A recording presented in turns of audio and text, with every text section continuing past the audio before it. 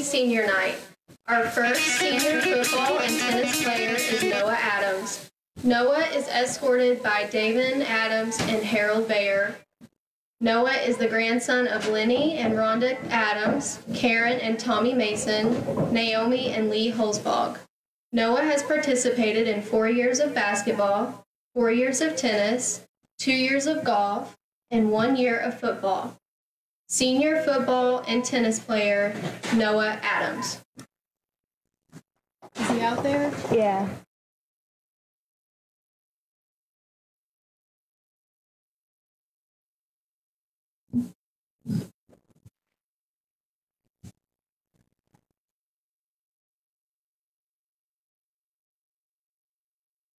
Senior football player is Matthew Brooks. Matthew is escorted by parents Todd and Levada Brooks. Matthew is the grandson of Floyd and Dinah Cunningham. Matthew has participated in football for 2 years, has been girls basketball manager for 6 years, and participated in unified sports for 2 years. Senior football player, Matthew Brooks.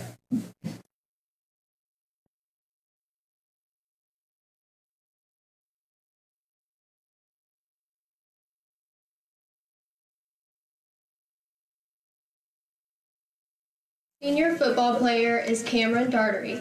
Cameron is escorted by mom, Amanda Napper, dad, Nate Daugherty, and stepdad, Stacy Napper.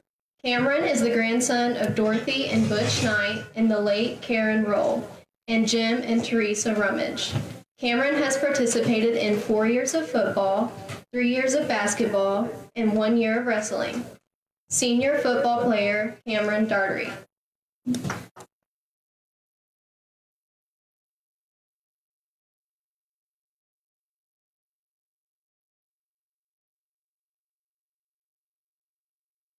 Is Dakota Tipton.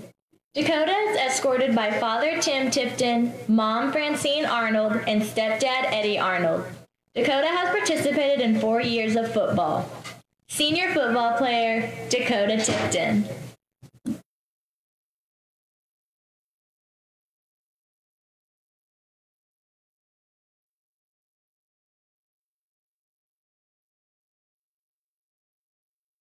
Our senior football manager is Madeline Sargent.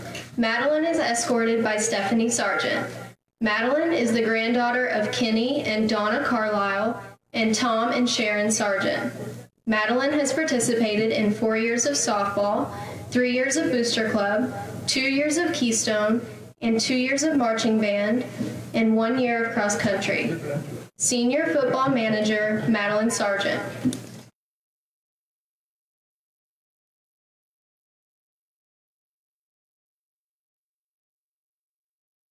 Our first senior cheerleader is Jordan Daly. Jordan is escorted by Scott and Jennifer Daly. Jordan is the granddaughter of Danny and Julie Murphy. Jordan has participated in 4 years of student council, 1 year of after prom committee, 1 year of prom committee, 1 year of National Honor Society, 1 year of FCA, 1 year of coffee club, 4 years of cheer, 1 year of tennis, 2 years of Keystone, and 4 years of Booster Club. Senior cheerleader, Jordan Daly.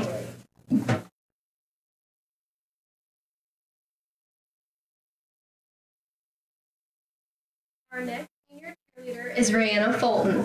Rayanna is escorted by Dayton and Dalton Pinter. Rayanna is the granddaughter of Gina Pittman. Rayanna has participated in 2 years of cheer. Senior cheerleader, Rayanna Fulton.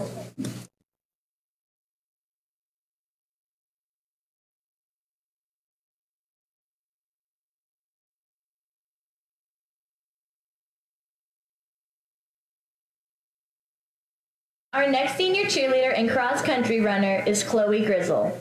Chloe is escorted by parents Jim and Kim Grizzle. Chloe is the granddaughter of Donnie and Wilma Benz. Chloe has participated in 3 years of cheer, 2 years of track, 4 years of cross-country, 2 years of basketball, and 4 years of Keystone. Senior cheerleader and cross-country runner, Chloe Grizzle.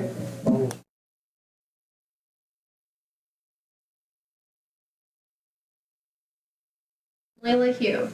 Emily is escorted by John and Trish LaHue. Emily is the granddaughter of Earl Dean and Sharon LaHue and Wayne Bullington. Emily has participated in 4 years of cheer, 4 years of Booster Club, 2 years of Keystone, 1 year of tennis, 1 year of National Honor Society, 1 year of FCA, 1 year of prom committee, and 2 years of intramural volleyball. Senior cheerleader, Emily LaHue.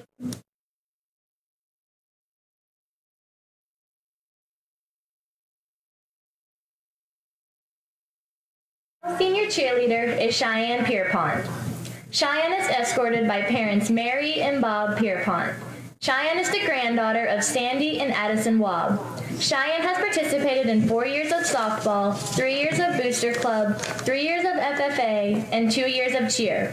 Senior cheerleader, Cheyenne Pierpont.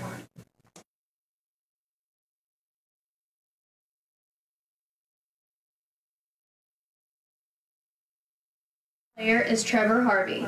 Trevor is escorted by Jane and Steve Harvey. Trevor is the grandson of Bruce and Brenda Pearson and Ralph and Jenny Harvey. Trevor has participated in 4 years of tennis, 4 years of basketball, and 4 years of Booster Club. Senior tennis player, Trevor Harvey.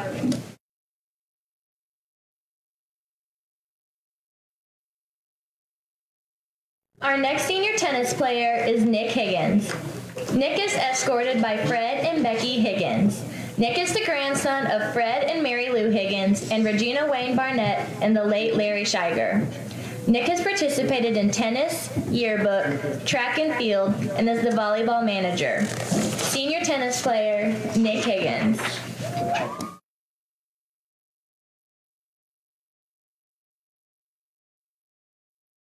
Senior tennis player is Bryce Rahman.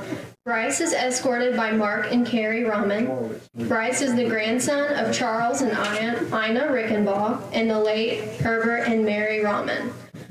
Bryce has participated in 4 years of tennis, 4 years of baseball, and 2 years of basketball. Senior tennis player, Bryce Rahman.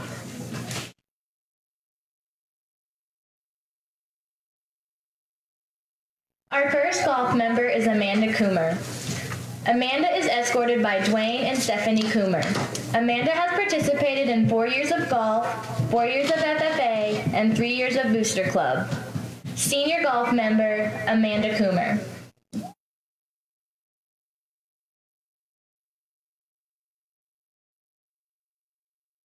Member is Tasha Wiseman. Tasha is escorted by Kyle and Debbie Wiseman. Tasha is the granddaughter of Donnie and Martha King and Gary and Rhonda Wiseman. Tasha has participated in 4 years of golf, 4 years of basketball, 4 years of student council, 4 years of Booster Club, 2 years of FFA, 1 year of science club, 1 year of football manager, 1 year of National Honor Society, and 1 year of prom and after prom committees. Senior golf member, Tasha Wiseman.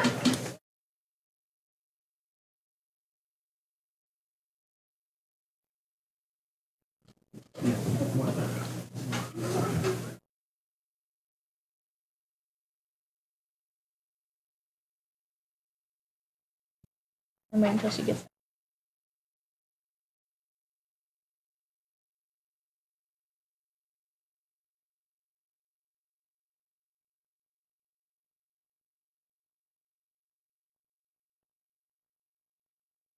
Congratulations to our 2020 Fall Senior Athletes.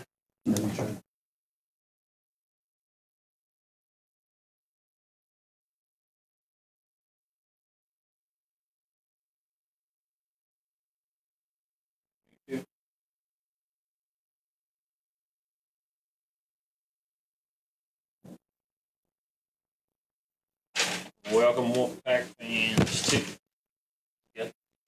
Welcome, Wolfpack fans.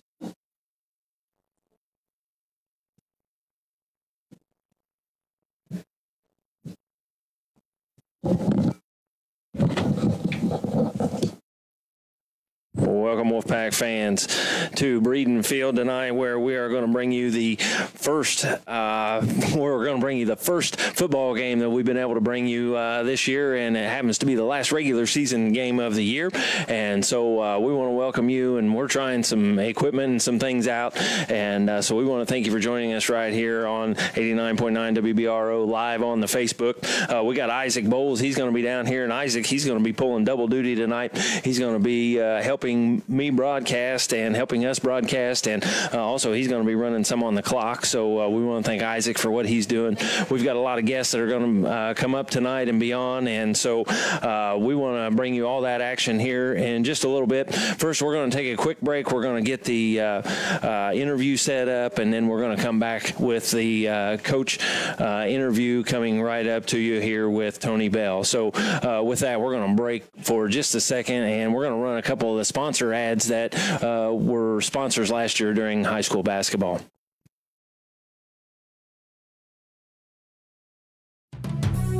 Minky Trucking is proud to support Wolfpack basketball and this Media 5 Sports broadcast. They offer full-service trucking, hauling over the United States. They always look to hire quality over-the-road truckers and owner-operators. Their phone number is 739-2129.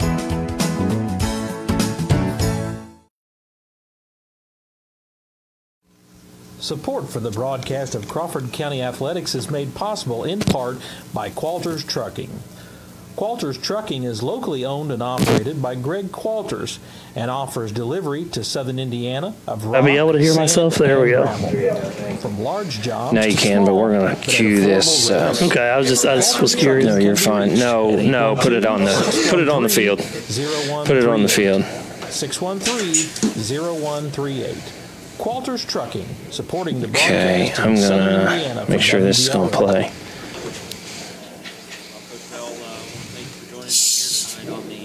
Pre-game interview here for the first football game that we've been able to cover for you guys on 89.9 WBRO. And okay.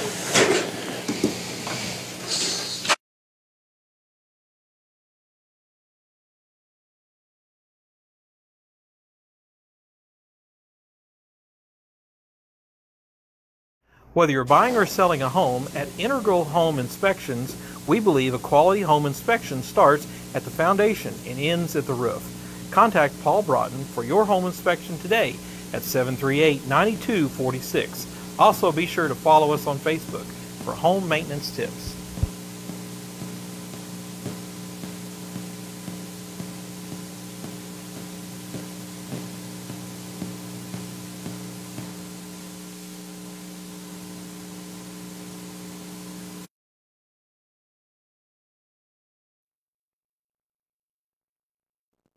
Well, Coach Bell, I want to thank you for joining me here tonight on the pregame interview here for the first football game that we've been able to cover for you guys on 89.9 WBRO and on Facebook Live. And want to thank you for your time today while we're doing this, and want to start out asking you a little bit new to the area, new to teaching here at Crawford County High School, and I know everybody was excited to get you in here, and you were excited to come with some of the things that we did over the spring when we were gone, and you were on all the live meetings and things. And so tell us a little bit, you moved down here, and where'd you come from? What'd you do while you were there? Give us a little bit of history. I've got a bit of a background. First, I want to say thanks again for covering the game tonight. It means a lot to me and the team to get some exposure, and it's going to be great for them to hopefully be able to go back and check out. I'm originally from Owen County, Spencer, Indiana, but majority of my career coaching and teaching have been in two separate schools, Brown County, and I've also coached and taught over at South Decatur.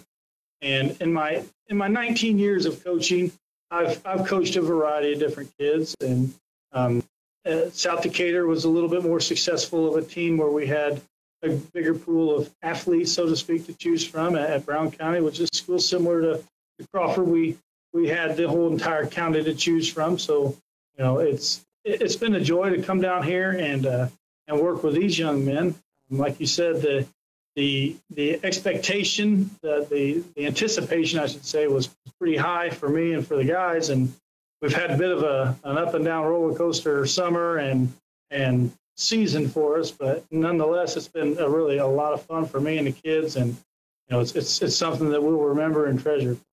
Right. Who'd you bring to Crawford County with you? Oh, well, I got my wife of 14 years now, Natalie, and we have 2 younger sons, AJ, who's in 8th grade, and we have Quentin, who's in 7th grade.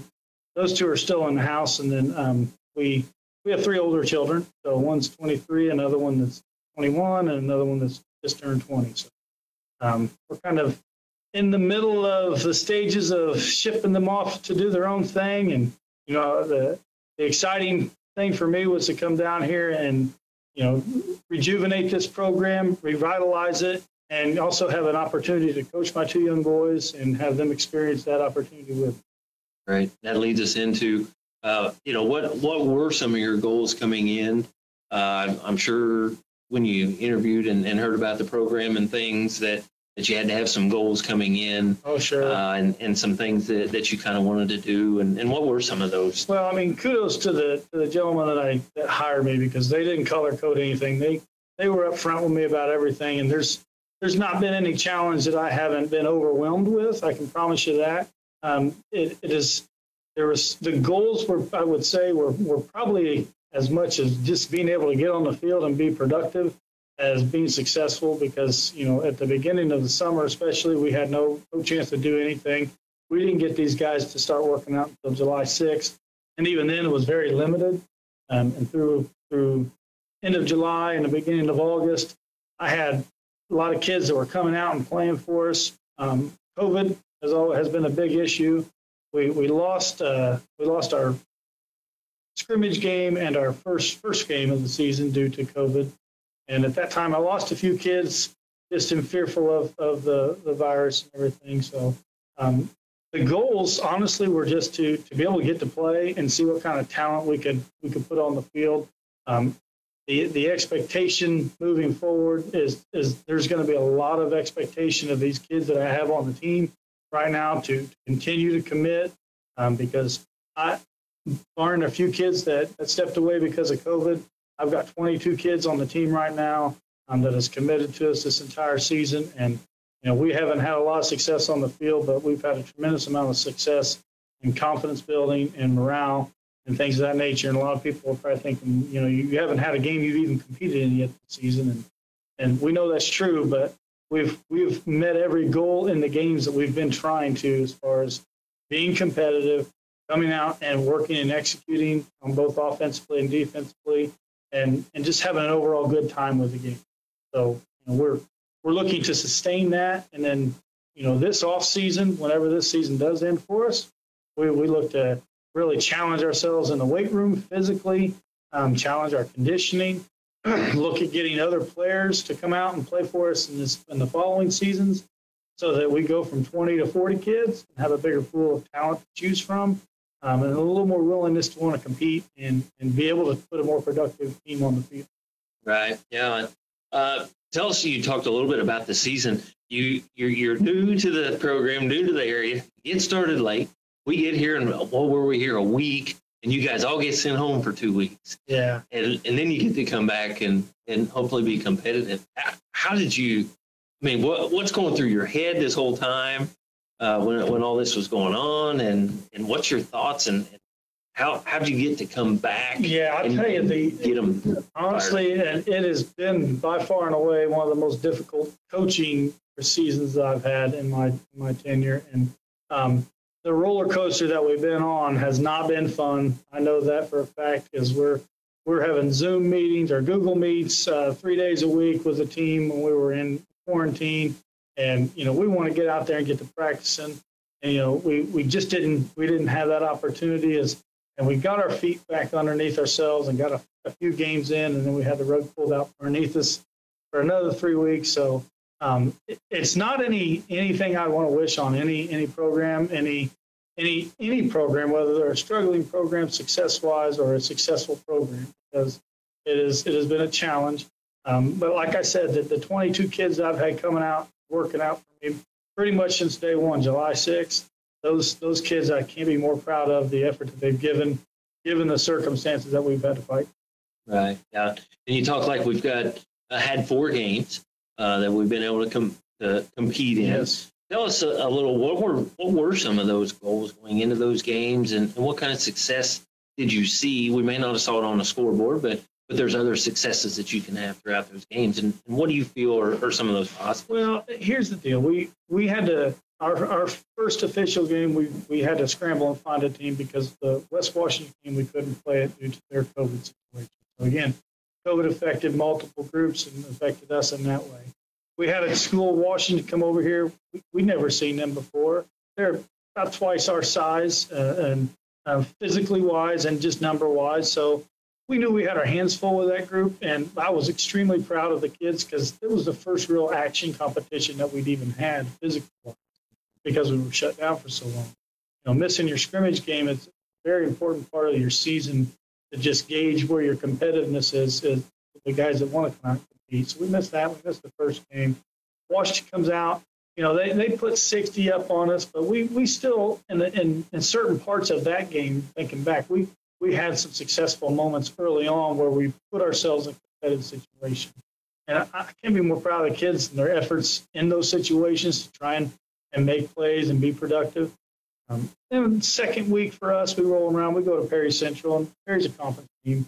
They're traditionally a very good football program, and they showed us what physical competition was like. And we walked off that field feeling pretty disappointed in how we performed, but we also talked specifically about, guys, that is football. That is the kind of games that we need to be ready to prepare ourselves for. And whether that's the finishing of this season or in the future seasons to come, we realize how competitive the game is physical-wise, that's where we are lacking.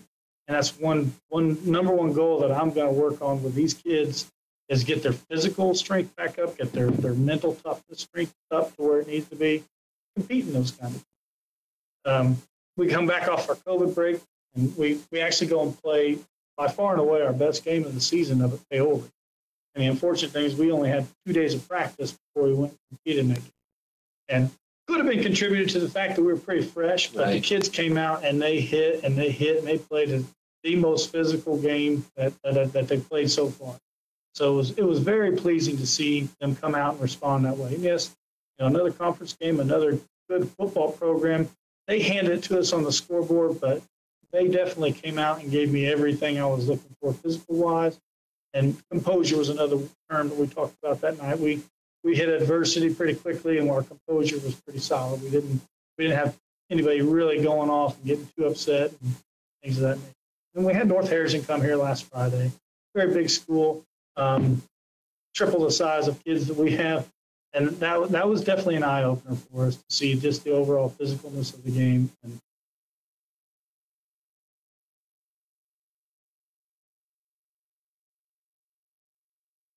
that they played so far. So it was very pleasing to see them come out and respond that way. And yes, another conference game, another good football program. They handed it to us on the scoreboard, but they definitely came out and gave me everything I was looking for physical-wise. And composure was another term that we talked about that night. We hit adversity pretty quickly, and our composure was pretty solid. We didn't have anybody really going off and getting too upset and things of that nature.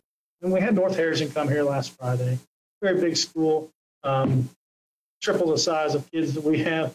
And that was definitely an eye-opener for us to see just the overall physicalness of the game. And, we got another Tecumseh team coming in tonight. They're a smaller program, a good traditional football program.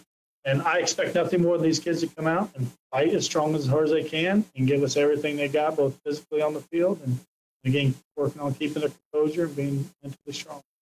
What couple of things. One, do you think maybe that break, like you said, when we came back from Paoli, do you think maybe that kept us a little more fresh and instead of a little beat up, I guess you could say? I'd like to. Well, I know it did keep us fresh, but I sure would have liked to have had a few more days to prepare for that kind of game because as a coach, you want to put your kids in the best situation to be successful, and and I knew going into it, it was going to be difficult to be successful. But kudos to the kids. They gave every chance they could to give us the best effort. I would have enjoyed having a few more days of contact just to get them ready. Right. We'll get back to tonight here in just a second. But one thing, tell us about your coaching staff and again, coming in kind of a program that's been going on, but you've got some of your own things that you want to do, and tell us about some of your coaches. Well, I got some familiar names that are helping me out. That's been with the program for a while. First guy that I kind of touched base with coaching-wise down here was Jason Stroud. Jason's been with the youth, the junior high, and the high school. And he's been helping me kind of helping with all the programs. Now, unfortunately, we weren't able to do youth this year, but he's been one of the leader go-to guys for my junior high. Another guy I have helping in that area is a middle school math teacher that we just hired, Nick Coltis. He's helping at the junior high, also comes out and helps out on Friday nights. Then the guys that I have specifically help me with high school, I've got Garrett Tolan, who's a volunteer guy that comes over out from Paoli. So we kind of expanded out a little bit. I'm looking to get as many guys that can coach and want to coach to come and join us.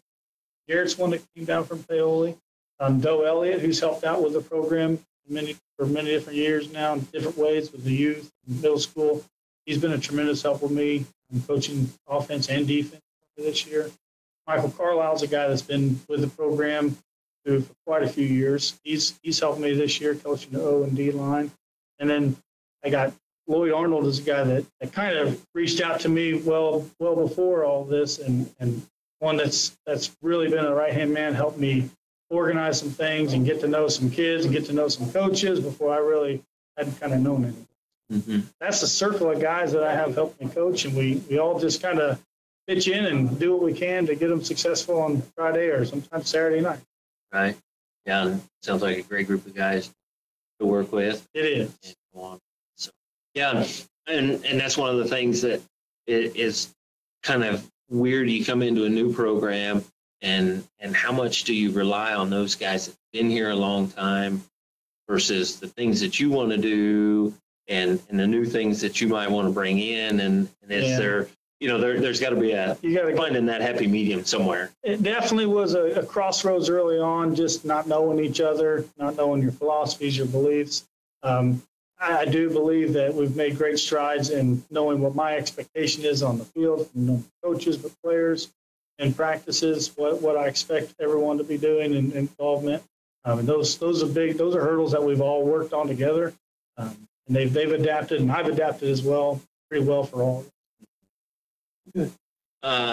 Coach, what's your thoughts about tonight's game, and what's some of your goals that going into tonight and getting ready for that sectional? Yeah, I mean, obviously this is a different year for anyone. We look at this game in particular. It's a great lead-up game for the sectional game that you spoke of earlier. That we're at this time of year, we want to be playing the stiffest competition that we can, so that we prepare ourselves for a good run into the playoffs. This is a very well-traditioned program coming in here at Tecumseh. They don't have a lot of success this season, but that doesn't mean that they're not going to be out here and ready to hit with all cylinders. Our number one goal is we focused a lot this week on just really being able to run our plays, run our sets, and be very precise about what we're doing. And who's where, what positions you're running. We've got a few different packages where different guys come in, and personnel packages we're talking about. And their goal is to make sure they come in and execute to the best of their ability. And that's me as a coach. That's the number one thing I'm looking for, is that we execute to the best of our ability. We keep fighting. We don't give up. Number one thing too is keep our composure throughout the entire game. Right. Yeah. And you talk about keeping composure. Football is a game of spirit and a game of I don't know what other terms you want to use, and it's a violent game that you need to control, and you need to be under control. And it is one that if you don't prepare yourself for the physicalness of it, the mentalness of it's probably what's going to get you more than anything. You gotta come prepared to know that you're going to get hit, and you got to be ready to take it. And both in the game as a player and as a coach, you got to know that you got to get everything out of your kids, and they're going to love you more for it if you are pushing them to the best of their ability. Right. What are some of your successes that you've seen this year, and some of the things that you're most proud of this year coming in? And things? I'll tell you, not knowing any kid, anybody, I got to say that there's no one that I'm disappointed in. There's no one that I'm, let down by. The one thing that we're probably the youngest at is in our offensive and defensive line. And that group of kids, they're mainly freshmen or sophomores. We got one junior. And that group of kids have really worked hard for me this year to improve their skills and their knowledge of the game. In the backfield, I'm playing a couple freshmen, a couple sophomores. We have, of our 22 kids, I've got 18 of them that are freshmen and sophomores. So we're playing really young kids in a game that they realistically shouldn't be playing in, but that's the situation we're in. One of the things I kind of had an insight to coming in is that my quarterback, Keith Brooks, is a very good athlete.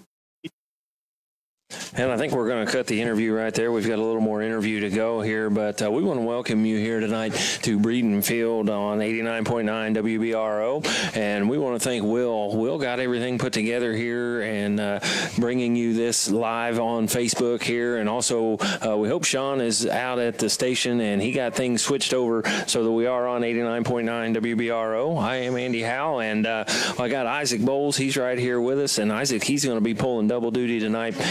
If you weren't here with us earlier, and he's also going to be running some of the game clock here. And so Isaac, I want to welcome you and thank you a bunch for coming up and helping me out tonight. No problem, Andy. I look forward to it. Hopefully we get a competitive football game. That's kind of what we hope for. And there's the onside kick as Tecumseh chooses to receive. And so Wolfpack kicked off to him on the onside kick. And it is recovered by number 51 for Tecumseh. And that is Connor Anglin, I guess we're going to say there. And that's going to put the ball on the 48-yard line, you say?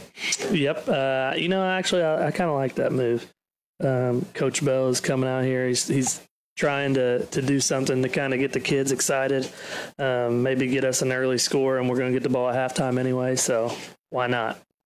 Tecumseh will go on the offensive end. Tecumseh goes from our left to our right here, and they go from east to west. There is the snap, looking back to pass. It's passed down the line right in front of the Wolfpack bench, and that pass was received by number 12, and that is Drew DuPont for Tecumseh. Looked like Tanner Arnold was on the tackle there.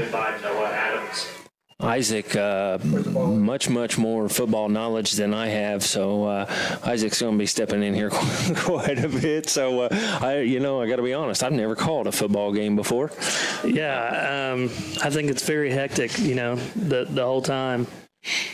There, Tecumseh takes the snap, and then they hand it right to the halfback there. He runs through there, the fullback, he runs through, and he gets not very much of anything, and that is number 14, Lane Patterson, on the carry. Yeah, big tackle there by Isaiah Jenkins, only about a gain of a yard. If we can get him in 3rd and long here, maybe they'll have to pass and make it difficult for them. So we got to get another big stop here. Isaiah Jenkins playing the tackle position, I believe. And Tecumseh set, quarterback up underneath.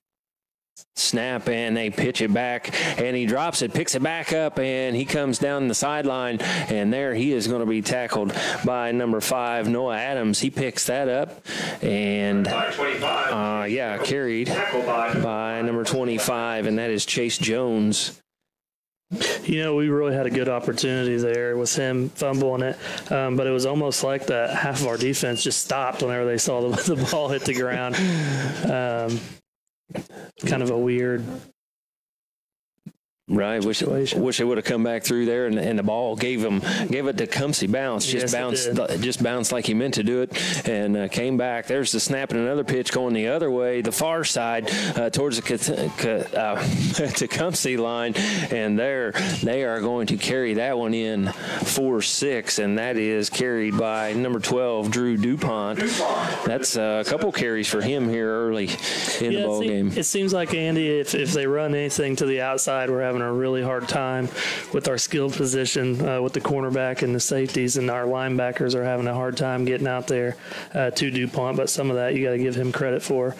He seems like he's a pretty quick back. Yeah, quick back, and he is also a sophomore, actually. Tecumseh, they're going to kick the field goal. There's the snap. Kick is up, and it is through, and that is another point there for Tecumseh, and that makes the score 0 for the Wolfpack. Tecumseh with 7 early on the board. We are going to take a short break, and we will be right back here for the kickoff to come to the Crawford County Wolfpack. You are listening to 89.9 WBRO, your home for Crawford County Athletics. Daily Operations is supported at WBRO by Becky Higgins, RE/MAX Real Estate Agent. Becky is a licensed real estate agent for RE/MAX Advantage. Becky is from English and has significant experience brokering transactions involving highly valued properties, as well as effectively pricing homes for her clients in an ever-changing market. To find a listing, you can go online at remax.com or by calling Becky at 267-6264. Becky Higgins, 267-6264. Well, welcome back here, Breeden Field. We've got 10-15 left in this first quarter of action, and the Wolfpack find themselves down 0-7 on the scoreboard. Tecumseh just walked herself down the field there, and they walked one in by DuPont, and there is the kickoff, and it is blocked, or it is knocked in the knee there by the receiver, and that was number 22, and that is Ashton Arnold. He just couldn't quite handle the ball and went off his knee, and so all he could do was dive on it to save it there. Yeah, I know that was their first kickoff of the game, but those guys that are back in the back receiving, maybe the next kickoff, they need to bump up about 5 yards, because that one just took a pretty gnarly hop. Yeah, it didn't act like he really put a whole lot of boot into it, and just kind of was like, well, I think I'm just going to kick this thing down there a little bit and see what happens. And it worked out for Tecumseh, because they've got the Wolfpack on the 25-yard line back there. They're the Wolfpack. It looks like somebody's lost the ball. Did we fumble? And we'll see what they're going to call. Tecumseh thinks it's theirs, and so does the guy in black and white. He says it's going to be Tecumseh ball. So turnover there, fumble on the play for the Wolfpack, and that's going to give the ball to Tecumseh, and that's going to give it to them on their 24-yard line. Isaac, that's a really rough way to start things off offensively. I don't think that it was on the handoff, but it seemed like it popped out of there rather quickly.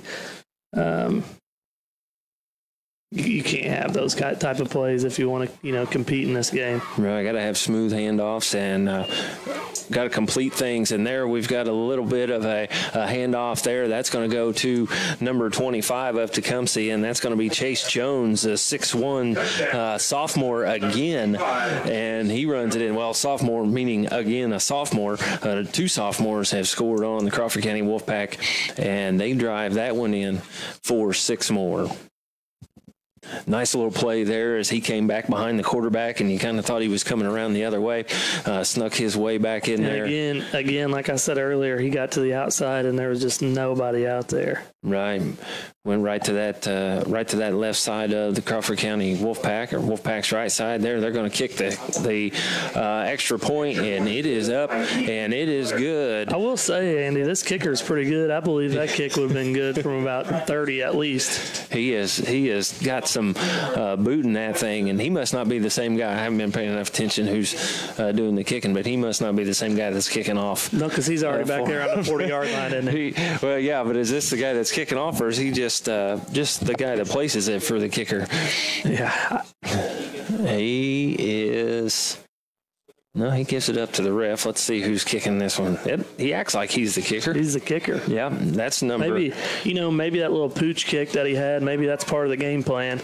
Because, like I said, if our boys were 5 yards up further, we would have been able to try to make some type of return. It does look like we have Noah Adams back deep, who is a quick athlete. If he gets any type of space at all, he might be able. But again, Andy, look at where we're lined up on the 10-yard line. That's way too far back. Those guys need to come up quite a bit, in my opinion.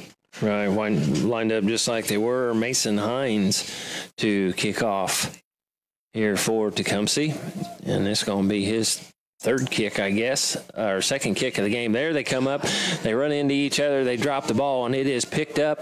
I don't know who's picked it up just yet, but he picks it up on about the 25-yard line, and again, he loses a yard on the run there. You know, Noah probably could have caught that, but he was trying to catch it off of his shoestrings. I don't really understand why there wasn't a little bit of an adjustment made there. I think we need to start up at about the 20-yard line instead of trying to catch it on a dead sprint off of our shoe tops. Cameron Doherty, he came back there and he said, I'm going to take that ball, and he didn't pick up much yards with it as the ball is on the 24 or the 25-yard line, and Wolfpack have it 1st and 10. And Wolfpack in a shotgun set. It comes back to Keith Brooks. Keith looks left, and he is quickly hammered by 3 Tecumseh players that got through there and took Keith down just about as quick as he could do anything with it. He looked left like he was going to throw it that way. Yeah, he didn't really have much opportunity to even really get rid of the ball there. Wasn't much he could do. He backed up a step and looked left, and he didn't even see him coming out of the right. Which is pretty impressive considering we were in shotgun form and the snap wasn't bad. Right. But those D linemen got back to him in a hurry. Yeah, good snap there. Good snap by the Crawford County Wolfpack. Marcus Eastridge. Marcus, not the guy that you would normally put in a center position. Looked like we have a fumble there by Ashton Arnold. And again, that was a sweep, which did require a toss, but I think Keith did a nice job of the toss. Ashton just wasn't quite able to get a good grasp of it. And again, we're giving the Braves the ball on the 10-yard line going in. That's going to be really difficult for our defense. Need a big stop here for the Crawford County defense. As Isaac said, the ball was on the 8-yard line. And Tecumseh, you think they'll go down the middle, or you think they'll go right out wide? And I'd just run another sweep. If I was them, run it until we can stop it. Quarterback Nick Gallagher, he goes under center there. Tecumseh, he gets the ball and he keeps it himself, and he goes out wide himself, and he finds himself beating the defense and getting into the end zone. Is Nick Gallagher, that was a senior. That was a pretty good option play by Tecumseh. The quarterback did a good job of putting it in the fullback's belly and then pulling it out the last second. And then again, he got to the outside and it was a walk-in touchdown. But on that one, I will say, the ball deception was really good. Yeah, very, very good play there by Tecumseh. And yeah, you thought the ball was coming right, and he took it back left and walked it right in there. Tecumseh, they are going to kick yet another field goal as Crawford County Wolfpack find themselves down 20, now 21, and boy, what another good kick there, Isaac. Kid's good. It went way back in there, and the Wolfpack quickly find themselves down 21 for Tecumseh and 0 for the Crawford County Wolfpack. We will be right back here shortly for yet another kickoff by Tecumseh. You're listening to 89.9 WBRO, your home for Crawford County Athletics.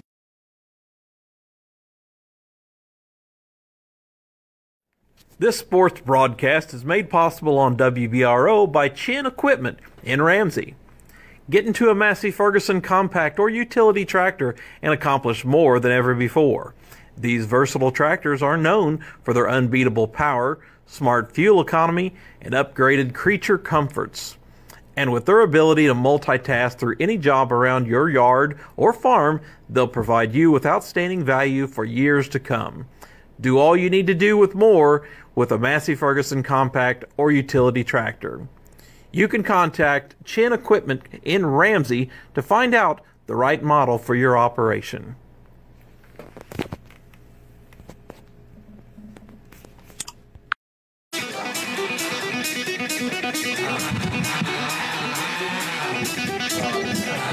Welcome back, Breeden Field. We've got another kickoff by Tecumseh, and again, the Crawford County Wolfpack do not adjust as they started back there on the 10-yard line. The ball came through. Here we go. Number 5. He picks it up. He finds himself out wide there right in front of Tecumseh, and that's Noah Adams.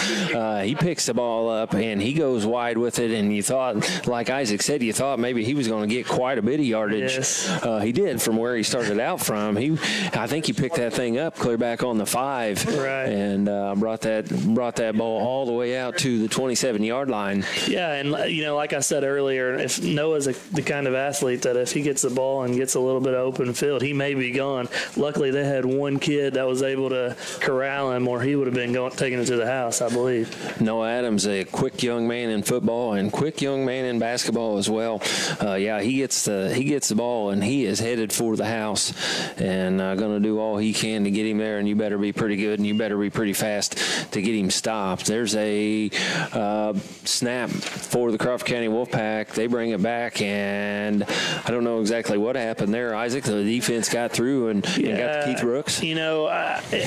Like Coach said in the interview, I know that our offensive line is pretty young, but these Tecumseh defensive linemen are just getting through way too fast. Our backs are not having any time to really make a cut or any type of move to try to get to the outside or cut back. We're just getting hammered as we're handing off the ball. Yeah, talk about a young line there, and guys, we've got 2 seniors on this football team, and they are not linemen. One of them is right there behind. That's Keith Brooks. He takes the handoff. They try to run it up the gut and quickly stopped there by the Tecumseh defense.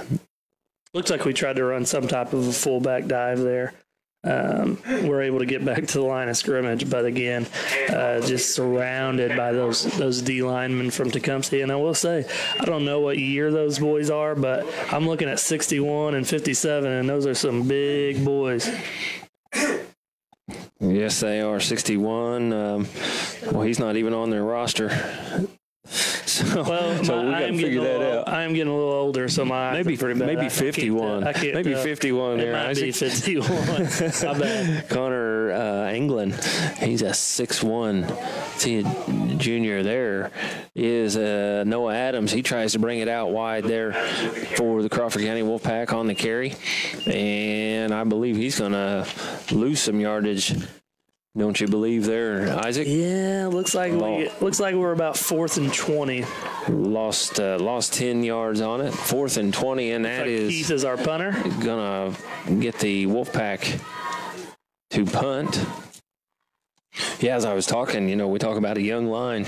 You got a little guy, Marcus Eastridge. Man, he's got a great big heart and great big try, but he has not got a great big body to be throwing around in there. What a nice punt. Comes out to about the 48, 47-yard line, and Tecumseh drops it, picks it up. Then they hand it off there on the return. Nice little tackle by Noah Adams there. He definitely didn't shy away from the contact. And, Andy, I said something earlier about the official slipping on that kickoff. I think we have an official injury here. I think he got hit on that return. I'm not quite sure what happened, but he's not in good shape out there. He is. It's like he's holding his arm. He is hurting pretty bad there. Hit on that play, and I can't see what happened on Facebook because it's already passed there. So it looks like he's holding his shoulder this time. But like I said, earlier in the game, he slipped on the kickoff. Right now, he has not taken his hand off of the shoulder. Hopefully, it's not a collarbone or anything like that.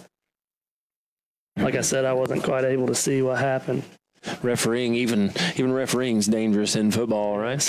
So Betty, she can tell us all about that. Her dad goes all around the state of Ohio being a high school referee. There's a handoff run right up the gut by number 14 at Tecumseh, but what a gang tackle there by the Crawford County Wolfpack. And nice. They did a nice job of slowing that penetration there by Lane Patterson. Lane, the 6-foot senior for Tecumseh. Carried by 14, Lane Patterson. We were able to get a little bit of penetration into the back of the the backfield there. And the kid that got the penetration wasn't quite able to get the tackle, but like I said earlier, they weren't able to get outside and get that sweep action. They had to cut back, and we were able to get the tackle. That puts Tecumseh at the second down with 6 yards to go. They're going to hand it off. They're going to come over to the right side, and then he cuts back to the left, and he's got about one guy to beat, and he gets him beat, and that is going to be another touchdown for Tecumseh, and that is, again, Lane Patterson. We're getting to know that name a little bit tonight, aren't we? Lane Patterson, the 6-foot senior, does a nice job, and what's that, his second touchdown or so? We don't have a stats guy tonight. Maybe we should have hired a stats person. Maybe I need to be a little better at that. Well, maybe I need to be a little better. So, again, we're just we're up here trying some things out and working some system things and having a little fun here, calling a football game. First football game that, of course, we've called and had on Facebook Live, and there is yet another extra point that goes way deep, and that puts the Wolfpack down 28-0 to the Tecumseh Braves. We're going to take another short break, and we will be right back here to Breeden Field. You are listening to 89.9 WBRO, your home for Crawford County Athletics.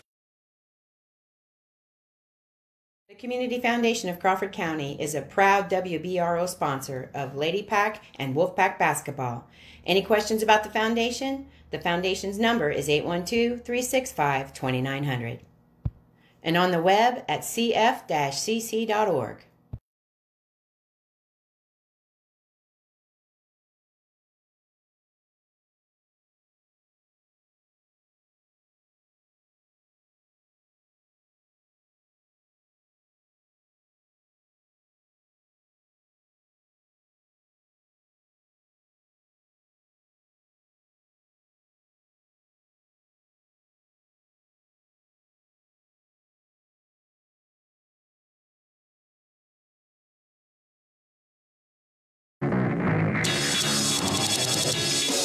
Welcome back to Breeden Field, where Tecumseh is to kick off. Again, there is a little shorter kick. I believe that's Dakota Tipton. He picked that one up here on the left side of the field, right in front of the Crawford County Wolfpack bench. And that's all we have to do, Andy. You know, you just have to be able to be in a position where we can get the ball without it rolling down the field, 15 or 20 extra yards, and look at the difference of where we're starting at now. Instead of back on the 24 or the 25-yard line, we're actually getting a start on the 41, 42. And Dakota really didn't return that for many yards. He was just able to get in front of it and stop the ball.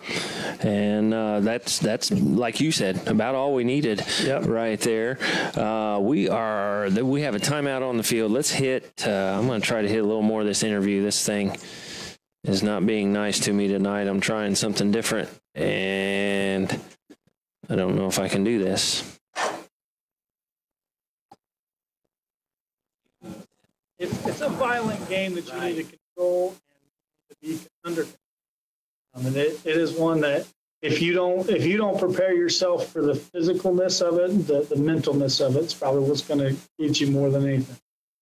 You gotta come prepared to know that you're going to get hit, and you got to be ready to take a hit. And both in the game as a player and as a coach, you got to know that you got to get everything out of your kids, and they're going to love you more for it if you are pushing them to the best of their ability.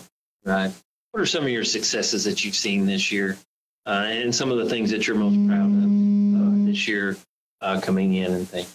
I'll tell you, not knowing anybody, I got to say that there's no one that I'm disappointed in. There's no one that I'm let down by. The one thing that we're probably the young. We are back here to action as Crawford County Wolfpack. They have the ball on the 42-yard line.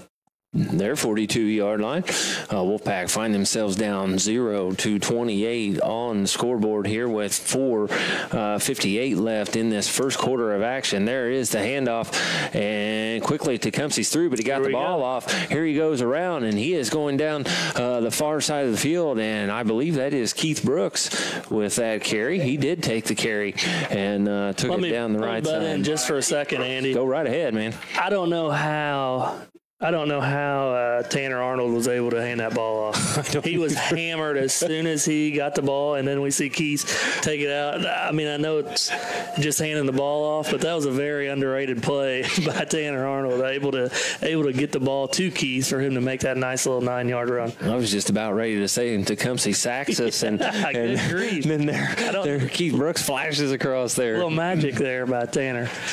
Marcus Eastridge to snap the ball off there.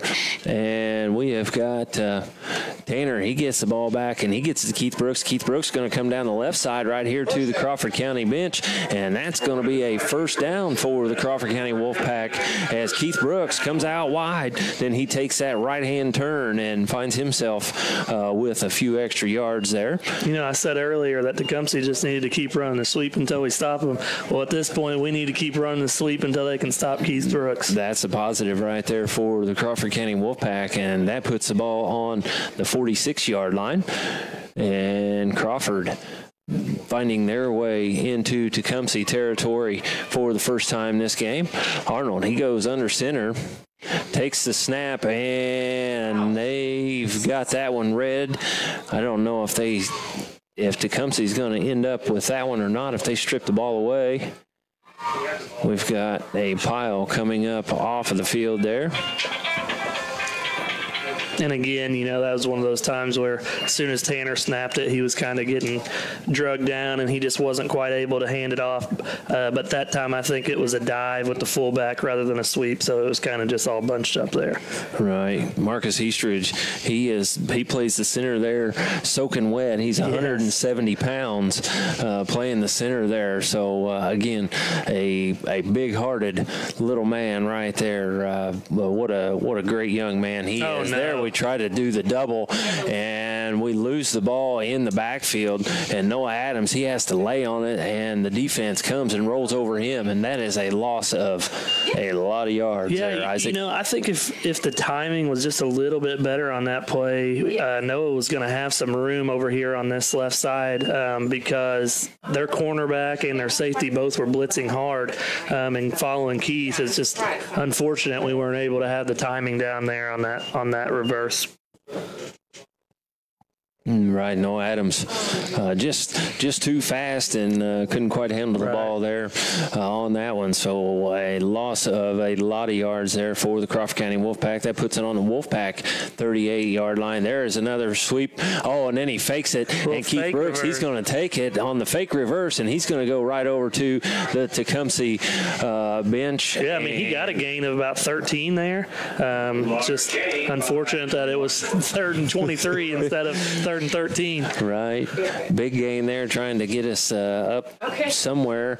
And what's the Wolfpack going to do? The ball is on the 49-yard line. Or is that the 51-yard line, Isaac? I think it has been called the 51-yard line in our school's history, but we'll go with 49 for tonight. I remember one of the last times I was up here in this booth, it was Steve Hangers last night calling the game, and Isaac was harassing him about calling it on the 51-yard line. So it is on the 49-yard line, and I believe Coach Tony Bell says, boys, you're not setting this thing up right. We're going to take a timeout and talk about this thing. And with that, we are going to take a short break, and we will be right back here on 89.9 WBRO, your home for Crawford County Athletics.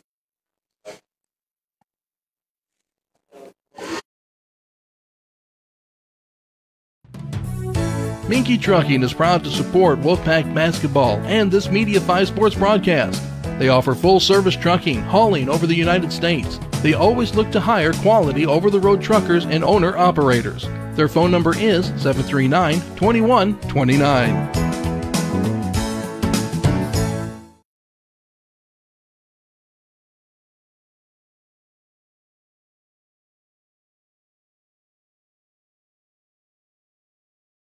Whether you're buying or selling a home, at Integral Home Inspections, we believe a quality home inspection starts at the foundation and ends at the roof.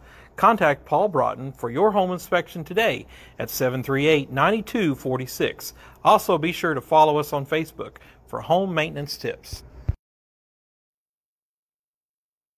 Welcome back here to Breeden Field and the Crawford County Wolfpack. And Crawford County Wolfpack find themselves down 0-28 on the scoreboard. And Isaac, you're going to have to tell us what just happened there. I was looking down and turning buttons. Yeah, I don't know if we were trying to run a deep pass play or what, but Keith was set up in the shotgun position. And again, it was just another one of those plays where when he caught it, he was kind of getting harassed already and wasn't quite able to get it off. So they had a little 5 or 6 yard sack, and Tecumseh's going to take over on downs. They're going to take over on the 45-yard line. 1st and 10. We are in the first quarter of play. We got 1:03 left, and again, we find the Crawford County Wolfpack down 28-0 to the Tecumseh Braves. And Tecumseh comes in, and they are 1-5 on the season. So not a great season there for Tecumseh. And there we got one in the backfield, and we got a big sack coming Keith for Brooks. the Crawford County Wolfpack. Keith Brooks, he got back into that backfield and took down number 4, Nick Gallagher. Loss of 10 for the Tecumseh Braves. Loss of 10, and that puts it 2nd down and almost 20? 21 for Tecumseh. We got 36 seconds left here. Puts the ball on the 45-yard line. It was a really good job by Keith not falling for the fake and pursuing the quarterback. I thought he was going to slip out of the tackle, but Keith just wasn't having it. Right, yeah, it took a lot of effort there. Second effort of Keith to keep a hold of him. We're down to 19 seconds left here in this first quarter of play. There they snap it, and then they hand it off to, that's number 14, and that's Lane Patterson. Lane kind of takes it right up the gut there. Again, Keith Brooks on the tackle saves the day. What a good tackle that was. He kind of threw him for about 5 extra yards there. Gave Tecumseh just a little bit of extra yards there, but that puts him at 3rd down and 14. Ball is on the 47-yard line. I know you're an animal science teacher and not a math, but I believe it's 3rd and 11. Is that what it is? I think so. Okay. We'll take that. See? We'll do that too. What did I say? 3rd and 14? Yeah. Well, I'm looking at the scoreboard down there. I'm not looking across there at those guys that are That's a rookie move, Andy. Rookie move. You're talking rookie. It's big time rookie right here. I've watched some football, but I've watched Purdue football, and some years that's okay, and other years I think Coach Brom's doing a good job. Yeah, other years you might as well find something else to watch.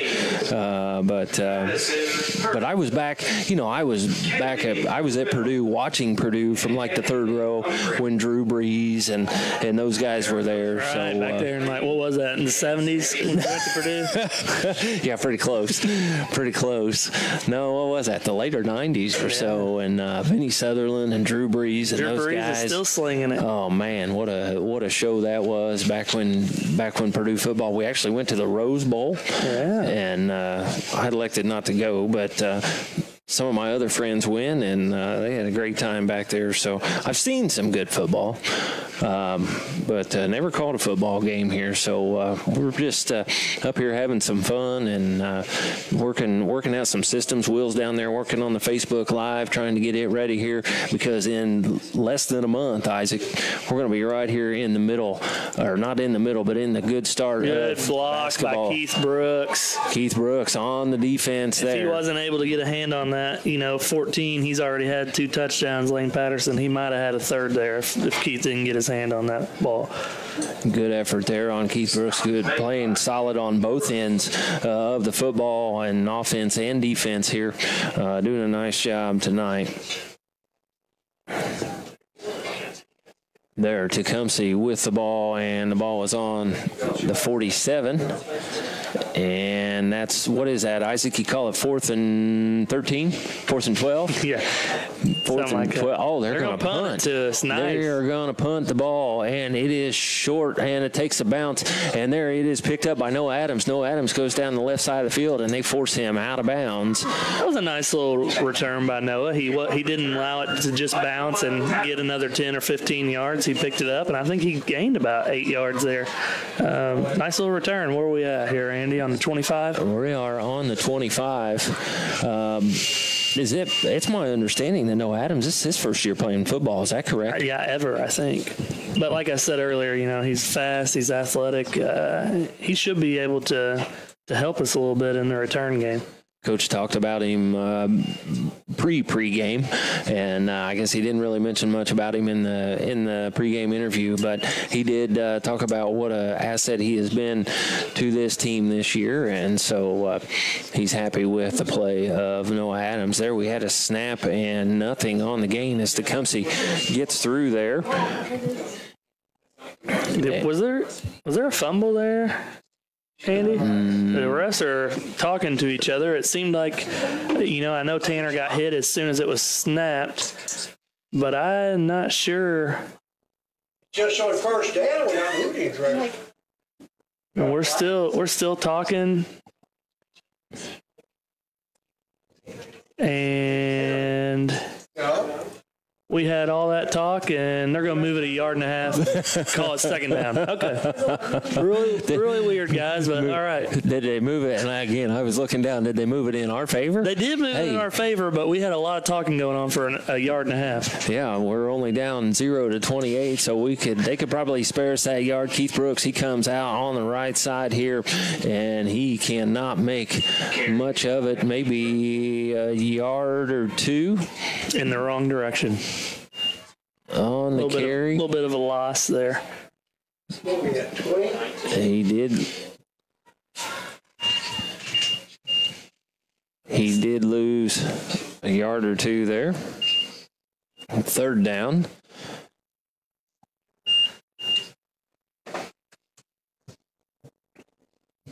And the Crawford County Wolfpack come out of the huddle. Keith Brooks. Hopefully Keith's able to get a pass off here. I'd like to see him, maybe target Noah Adams or Cameron Daugherty over there on the left side. Keith Brooks out of the shotgun, and there they pull Tecumseh. Is he going to say offsides on Tecumseh? It looks like it was a delay of game. I'm not sure. Delay game. You know the guy running that clock, right? The play clock is me. You could probably stop that, They might be talking here because I will tell you, the play clock that is on the west end, it stops and sticks every once in a while and then picks back up. And that's the one that the head official's looking at. But the guy in the back is looking at the one that works all the time on the east end, and they're going to wave the flag. So maybe that sticky play clock on the west end is saving the day. Ball is on the 18-yard line, and it comes back. Keith Brooks, he gets a pass off. There it is, over to Noah Adams on the left side. Noah maybe picks up 1 yard or 2 there, and that's going to be 4th down and a long way.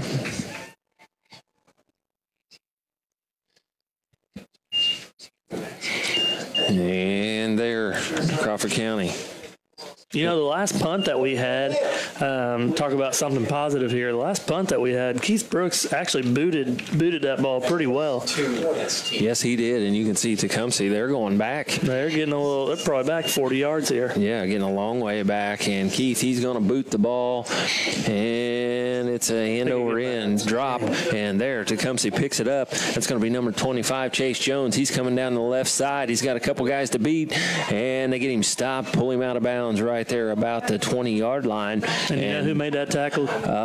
Number 21, the same guy we've been calling about all night on both ends of the football. First he punts it, and then he goes and he says, I'm going to tackle the guy that I just gave that ball to. That's right. At Breeden Field as they pitch it out to the right side, and they're going to drive him out of bounds, and that is going to be, did Noah Adams drive him out there? I'm not sure, but that actually was a little bit of a busted play. The quarterback went to toss it, and the back was already, he was already full mid-stride, a little bit too quick, but he was still able to get it out there a little delayed, and the halfback still had some room. Those sweeps, like I said earlier, were having a really hard time getting to him on the outside. Gives it up to Chase Jones again, and Chase takes it out there to the right side, as Isaac said there. And Tecumseh, they're going to come up, and he is going to come up under center. That is Nick Gallinger, and Nick pulls back there. He hands it off, and they try to go out wide, and he is tackled by Keith Brooks out here on the left side. I didn't call it. He must have had jersey instead of the horse collar, but it Sure looked like it, didn't it? Yeah, it sure did. He took him down. Looked like that was a nice little tackle for loss, though. They went back, 6 yards, 5 yards? That's only 8. Pretty good tackle there by Keith. Yeah, loss of yardage there. Defensive effort by the Crawford County Wolfpack. I hate to say it too early, but they've swung it out wide twice, and we've kept them out of the end zone. They've got some positive yards, but we have kept them out of the end zone. So we'll see what happens now as he goes under center. False start there. Their back moved just a little bit too quick. So another false start. Now, this is a positive here, Andy, because they went from on the 2 or 3 yard line, and now we got them back on the 14 or the 13. See you later tonight. This would be a big stop. I know it's 28-0, but this would be a big morale booster if we're able to get a couple stops there. As Coach said on the pregame interview, there's a whole lot more to what's on that scoreboard and the successes these guys have, and I'm sure that he's going to think he's going to call some of this defensive stance a success. Doesn't really matter what happens here, but he's going to call it somewhat of a success that Tecumseh didn't punch it in for 2. East end zone is the only one working correctly. And now we've got Isaac, as you could hear him. Officials, the play clock in the east end zone is the only one. There, Isaac has to throw his headset down and go pull double duty there. So go down there and let them know that the 1 is the only play clock as they hand it off. And there they come through, and they only get to about the 6 yard line there, Isaac. So another defensive stance by the Crawford County Wolfpack, and doing a decent job here on this series. As again, they're not letting them punch it in to this point. They have got a first down there, and they are on 2nd down. 2nd and goal to go are the Tecumseh Braves. 3rd down. Yep. 3rd down. Wonder if we get a stop here if we'll see that field goal kicker. That would almost again be a success there. Keith Brooks got him wrapped up, and they throw him back down there on about the 5 yard line, maybe the 6 yard line, and so that is going to take it to 4th down for Tecumseh, and it looks like they're going to leave the quarterback Nick Gallinger out there on the field, so they are going to go for this one the way that it appears. And again, Isaac, one more stop here to keep this series for the Crawford County Wolfpack. Done a nice job so far here. This will be a big stop on this series.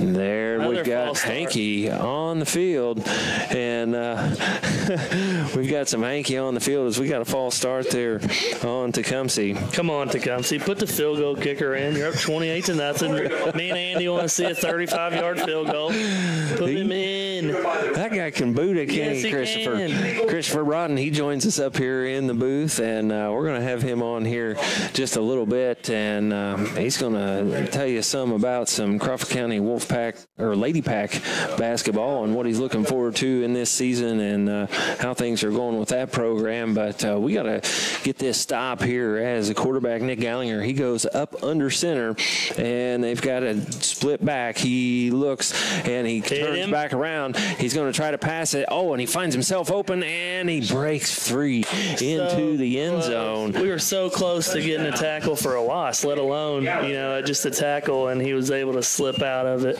and run in for the 10-yard touchdown. What a I don't know if you want to call it a letdown, but we got to think the positive here on the Wolfpack. I mean, we took them and kept them down there for quite a while, and not just letting them walk in. They had to work for that one. They had to work for it the whole way. They did, and we did a really nice job those first 3 downs there on goal possession, and just weren't able to get that final stop. And there we have the extra point kicker. He's back. It's up, and it's about 35, 40 yards deep. If the little guy wasn't back here trying to catch it, that would have hit the track. So that puts 7:14 left here in the second quarter, first half of action, and we find the Crawford County Wolfpack with 0 on the board, and the Tecumseh, I'll get it, Braves with 35. We will be right back here to Breeden Field as you are listening to 89.7 89.9 WBRO, your home for Crawford County Athletics. Whether you're buying or selling a home, at Integral Home Inspections, we believe a quality home inspection starts at the foundation and ends at the roof. Contact Paul Broughton for your home inspection today at 738-9246. Also, be sure to follow us on Facebook for home maintenance tips.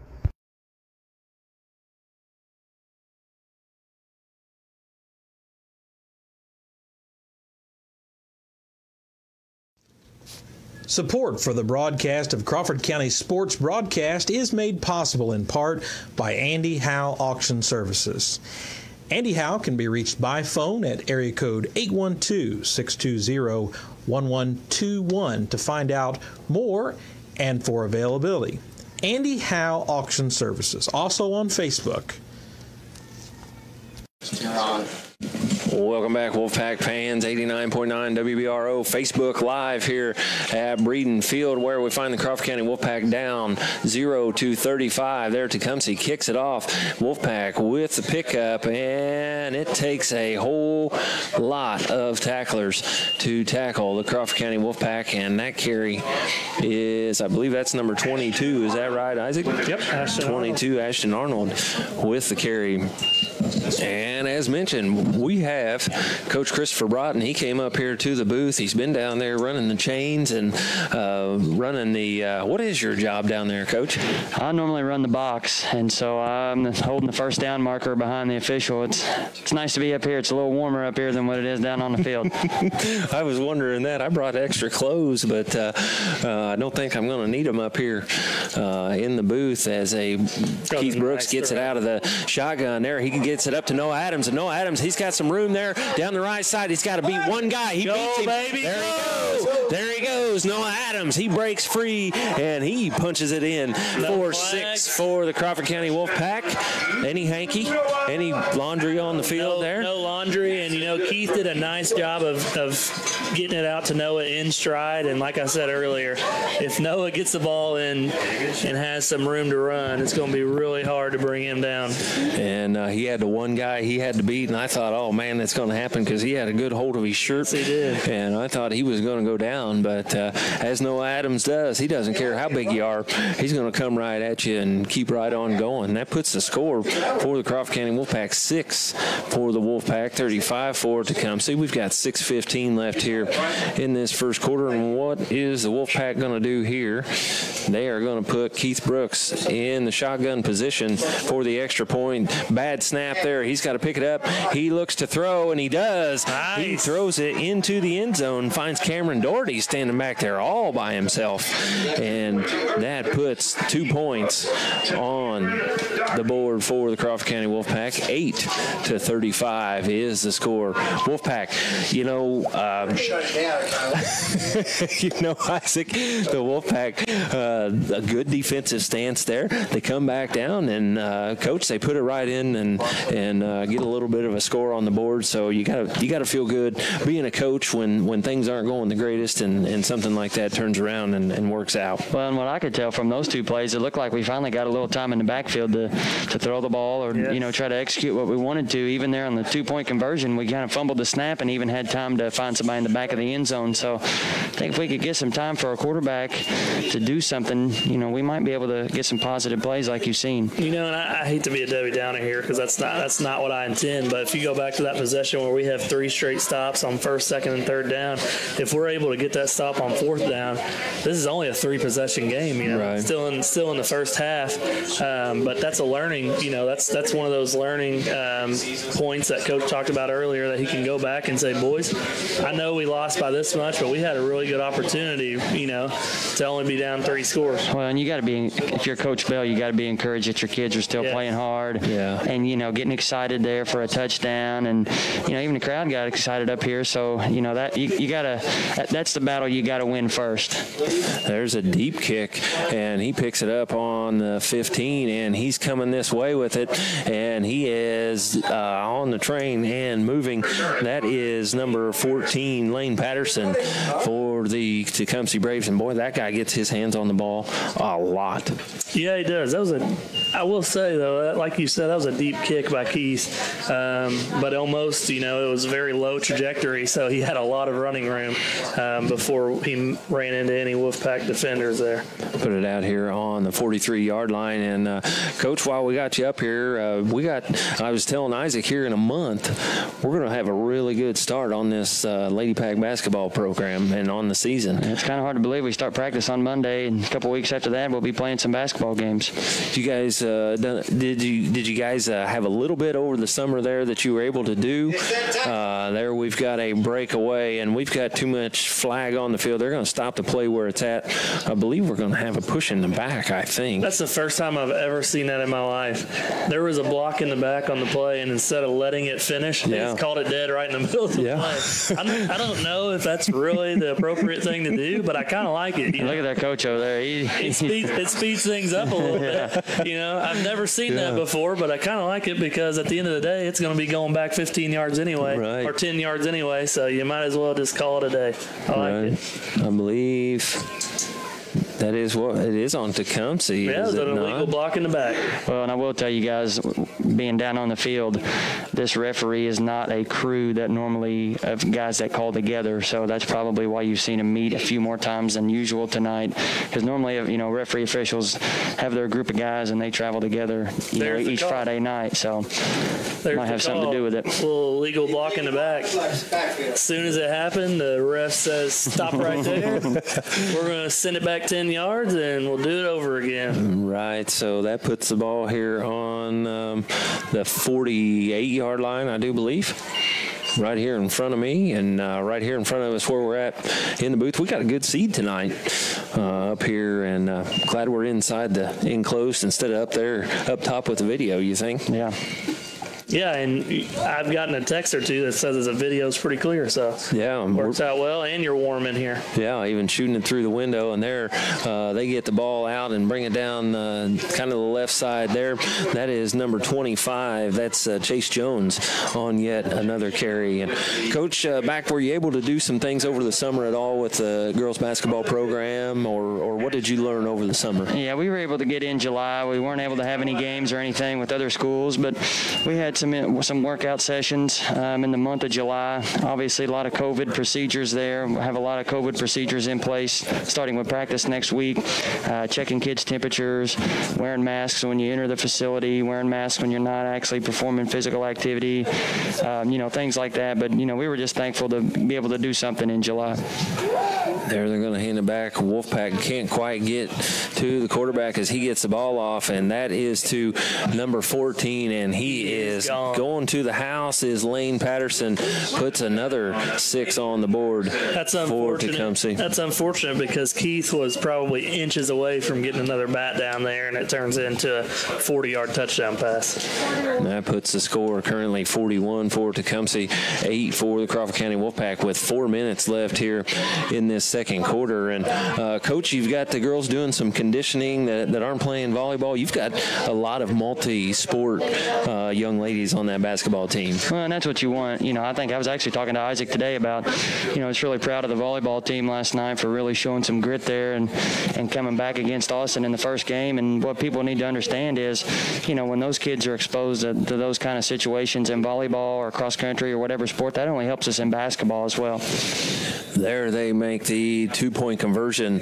While we're on that subject, let's just talk about it for a second. That first game last night was one of the greatest comebacks that I've seen in volleyball in a long time, which isn't really saying much because I watch about one game a year. But what I will say is that, like Coach said, the grit that the girls had, I think we were down 10 points at one point in that first game. It was really awesome. I was able to be watching at that time on Facebook Live. But yeah, that's what, at a school our size, you got to have your athletes play every sport just because, and I encourage the girls to do so. Like I said, in anything that you're exposed to, as far as pressure pack situations, any of that kind of stuff, it only helps, in basketball or whatever other sport they're playing with. Right, but you've got a little bit of conditioning. We were out here setting things up today, and you got a new coach on the coaching staff. He was out here with the girls doing a little bit of conditioning. I don't know if they put in a mile and then 11 or 12 sprints and things like that. Yeah. So what's your thoughts on this year? And we've lost some seniors. We've got a few new personnel coming in, and what's your thoughts on some of those changes? Yeah, we're going to have a lot of some big shoes to fill with our seniors. We're not losing a lot of scoring, any of that kind of stuff, on the court type things, but we lose a lot in the locker room and lose a lot of leadership, and those kids were really tough. Our seniors were, they weren't afraid of anybody. They were just tremendous leaders in practice. They set the tone for us, so it's going to be really important for our 4 seniors this year, Treasure, Autumn, Hannah, and Tasha, to fill that role and to be those type of seniors like we've had the last 2 years.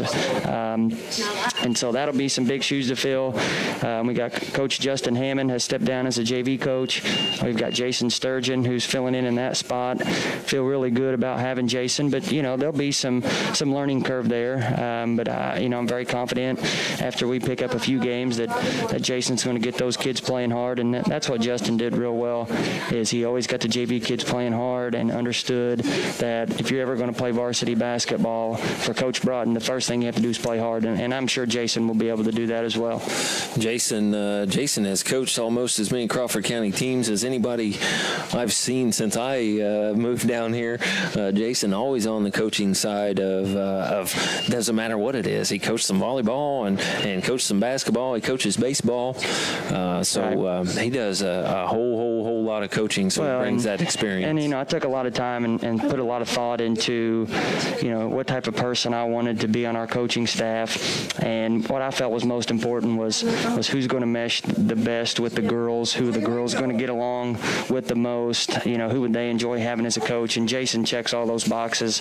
I think he's going to step in from day one on Monday. I mean, he already has. He's been doing some stuff with us, and the girls are going to be, they're going to fit real well with him. Wolfpack, they have the ball down on about their 4-yard line, and Keith Brooks tries to go wide there for the Wolfpack and can't make anything happen here, as we've got 1:08 left here in this first quarter of action. And I want to tell you, don't go anywhere, because during halftime we have the King and Queen for homecoming, and we're going to bring you that right here on Facebook Live, and also we'll have it on over the radio, because that's how we have the radio going, is through the Facebook Live. So we've had to do some things here tonight to get this thing on and get everything going. So, Coach, what's one of your goals here Monday when practice starts? What's one of your first goals that you guys are going to try to accomplish? Well, it probably sounds real simple. Maybe it might even sound a little silly, but I'd say we need to check the box of being able to have a practice, getting through that first day. I already know of some other girls basketball teams in the area that aren't going to be able to practice this week due to, school being virtual or because of COVID concerns. And so this will be a year, especially, we always talk to the kids about not taking anything for granted. And when you're a senior or even when you're an underclassman, I mean, it's over before you know it. Mm-hmm. I mean, this is a year that, it's literally day by day. It could be your last day.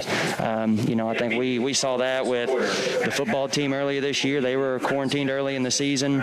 The rest of our athletics, when we were shut down there for a few weeks right before fall break, nobody got to do any sports. Our volleyball team missed a lot of games. Our junior high sports missed a lot of sports.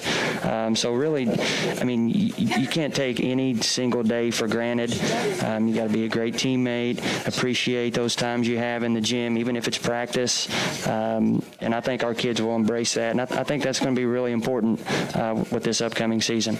Yeah, most seasons, you play girls basketball up until the first part of February, and then it's sectional time, and you kind of have that know when the last is going to be. But this year things play a little bit different. And do you think that you're going to coach any different? Do you think you're going to encourage any different with that possibility, or how do you think you're going to react to that? I don't think you treat it any differently. I really think I thought a lot about this particular season in the fact that I think whoever can get to the end of the year, and can be the most mentally tough and not let COVID things bother you, not let being quarantined for a couple weeks or missing games here or there, not letting that kind of stuff bother you. I think those teams are going to be better off when they get to the end of the season, preparing you to be mentally tough. Right. And let me set this in here. We're going to try to get you this king and queen crowning here, and I don't know how fast they're going to start, but we are. We got a mic ran down there, so. Coach, who do you look for to really come up this year and make some big moves here for the Lady Pack that maybe didn't make those moves last year? Who are you really going to have to look forward to? Well, I think the first thing you look at is a couple of your seniors in Tasha Wiseman and Hannah Ashley, who have some varsity experience. They were playing behind Lexi, Brooke, Gabby, those kids last year, and it's their time to step up. They'll get the first opportunity to do so. They'll join Treasure and Autumn. Treasure and Autumn have played. This will be their 4th year playing varsity basketball, along with Sarah and Taylor. Got big time minutes. So we got a group of 4 there with Treasure, Autumn, Sarah, and Taylor, who have a lot of varsity experience. Tasha and Hannah, throwing them in that group. I really like those 6. And then you got to look a little bit to your younger kids, your sophomores and juniors. I think we got a core of sophomore players that we're hopeful that can help us this year.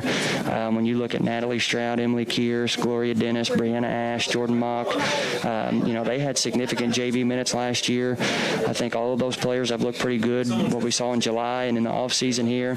And then you get to your junior class. We got a lot of speed and quickness there.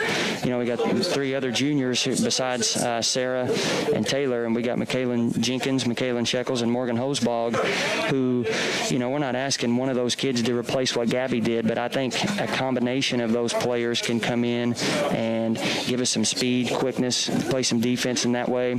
I'm particularly excited personally for me just to be able to do a lot of things with the kids this year. All right. Well, Coach, we are going to interrupt this just a bit here as we have the homecoming king and queen crowning, and so we've got a mic down there for the girls, and we are going to try to bring that to you the best that we can. But Coach, want to thank you for coming up and joining us. Hey, you're welcome to stay up here and stay in the warm if you want. I know Jerry Lynn's coming up here in a little bit for the boys. I could stay up here, but I'll take turns, and you guys can hear from new boys basketball coach Jerry Lynn Hanger in the 3rd quarter. Well, thanks for having me. Well, Coach, it seems like it's been a long time, but I sure am fired up and ready to go for this year for Lady Pack basketball. We're going to bring you the king and queen crowning. Kyla is the daughter of Alan and Jessica Seibert. Kyla is accompanied by freshman Prince candidate Xander Sattler. Xander is the son of Junior and Stephanie Sattler and Patty Roll. Freshman candidates Kyla Seibert and Xander Sattler.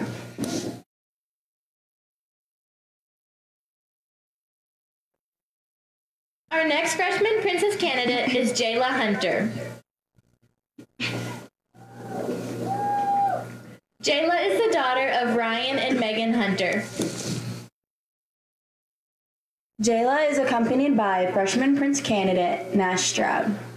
Nash is the son of Jason and Beth Stroud. Freshman candidates Jayla Hunter and Nash Stroud.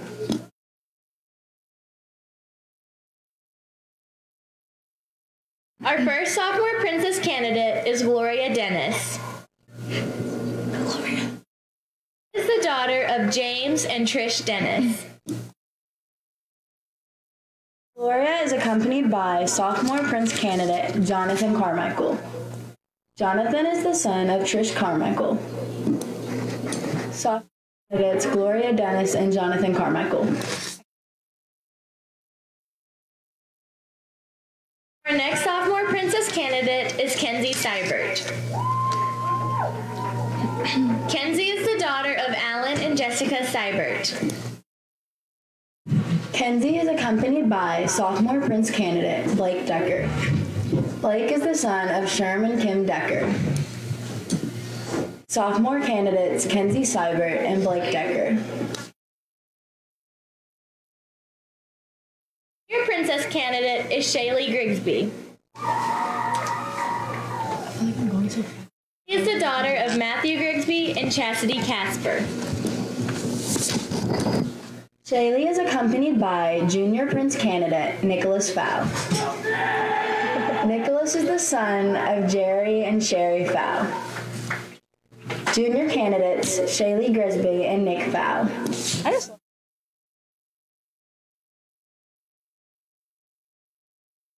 Our first senior queen candidate is Emily LaHue. Emily is the daughter of John and Trish LaHue. After graduation, Emily plans to attend the University of Louisville and major in biology. Emily is accompanied by senior king candidate Noah Adams.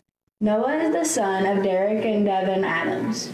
After graduation, Noah plans to attend Indiana University Southeast and major in marketing.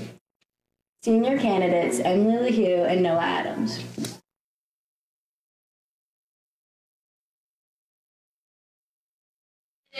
Tasha Wiseman.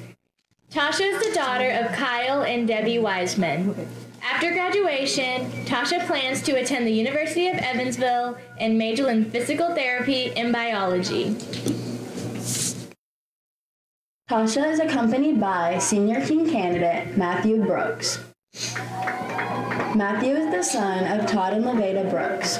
After graduation, Matthew wants to be a YouTuber and work in a shoe store.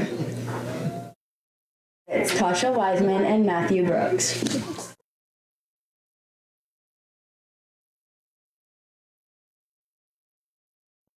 Our next senior queen candidate is Jordan Daly.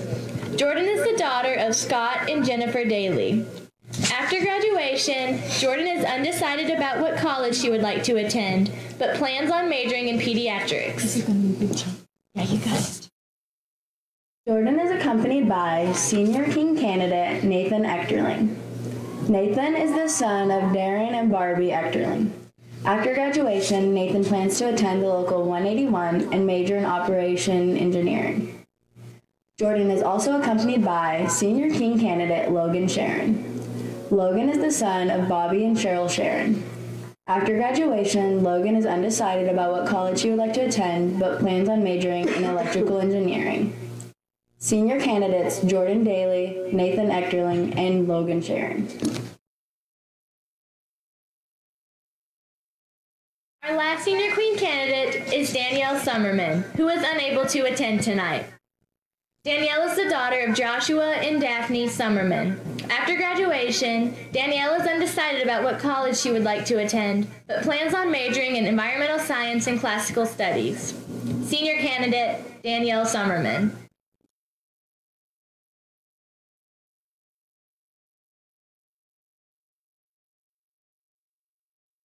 Tonight, crowning our prince, princess, king, and queen is the 2019-2020 Fall Homecoming Princess Taylin Newton and senior football player Dakota Tipton. Taylin is the daughter of Jason and Lindsay Newton, and Dakota is the son of Tim Tipton and Francine Arnold, and stepson of Eddie Arnold. Okay, you're going to do the...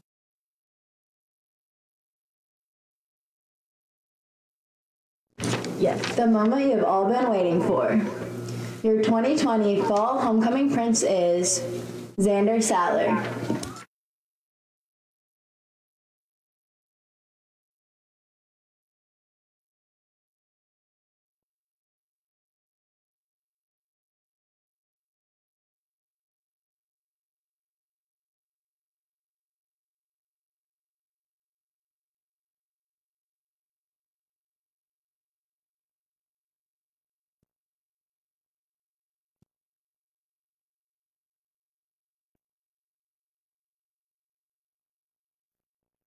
And your 2020 Fall Homecoming Princess is Gloria Dennis.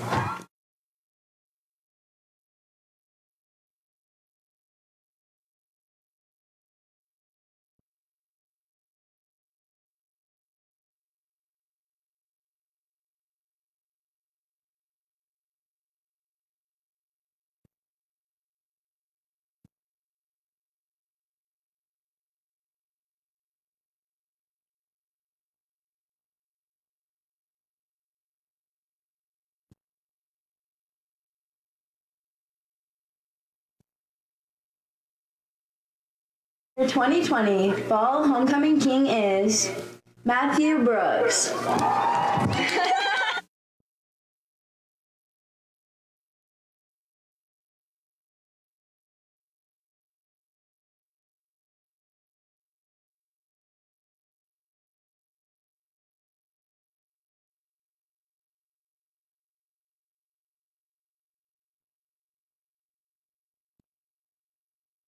Emily, your 2020 Fall Homecoming Queen is Emily LaHue. That makes me so happy.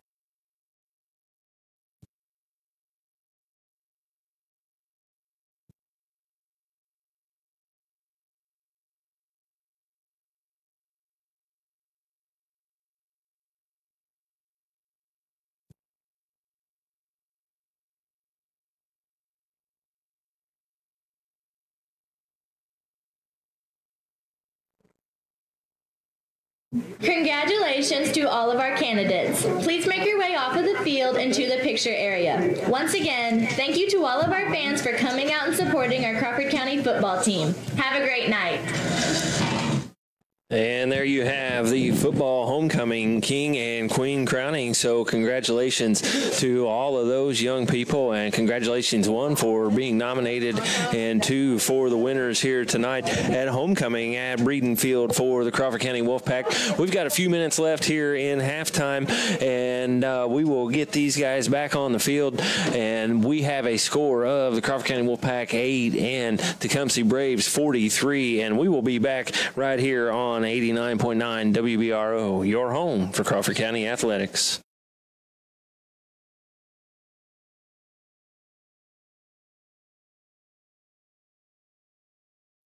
This sports broadcast is made possible on WBRO by Chin Equipment in Ramsey. Get into a Massey Ferguson compact or utility tractor and accomplish more than ever before. These versatile tractors are known for their unbeatable power, smart fuel economy, and upgraded creature comforts.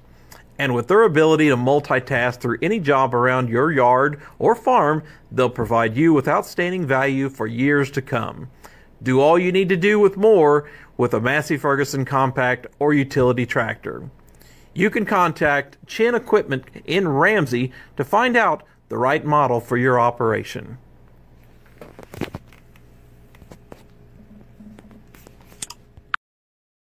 All right, here we go. What do you want to give? Support for the broadcast of Crawford County Athletics is made possible in part by Andy Howe Auction Services. Andy Howe can be reached at 812-620-1121 to find out more about the availability of auction services. Andy Howe is also an associate auctioneer for Holderman Real Estate and Farm Management Services. Andy Howe Auction Services can also be found on auctiontime.com as an authorized auctioneer to sell online, from lawnmowers, tractors, farm implements, and more. One item to multiple lots. Andy Howe Auction Services, 812-620-1121. 4550, and I sold out your way. Whether you're buying or selling a home, at Integral Home Inspections,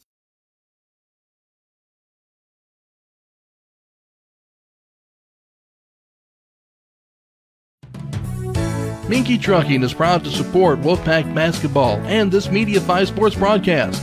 They offer full-service trucking, hauling over the United States. They always look to hire quality over-the-road truckers and owner-operators. Their phone number is 739-2129. Support for the broadcast of Crawford County Athletics is made possible in part by Qualters Trucking. Qualters Trucking is locally owned and operated by Greg Qualters and offers delivery to southern Indiana of rock, sand, and gravel, from large jobs to small but at affordable rates. Qualters Trucking can be reached at 812-613-0138. 613-0138. Qualters Trucking, supporting the broadcast in southern Indiana for WBRO. The Community Foundation of Crawford County is a proud WBRO sponsor of Lady Pack and Wolfpack basketball. Any questions about the foundation? The foundation's number is 812-365-2900. and on the web at cf-cc.org. Minky Trucking is proud to support Wolfpack Basketball and this Media 5 sports broadcast. They offer full-service trucking, hauling over the United States. They always look to hire quality over-the-road truckers and owner-operators. Their phone number is 739-2129.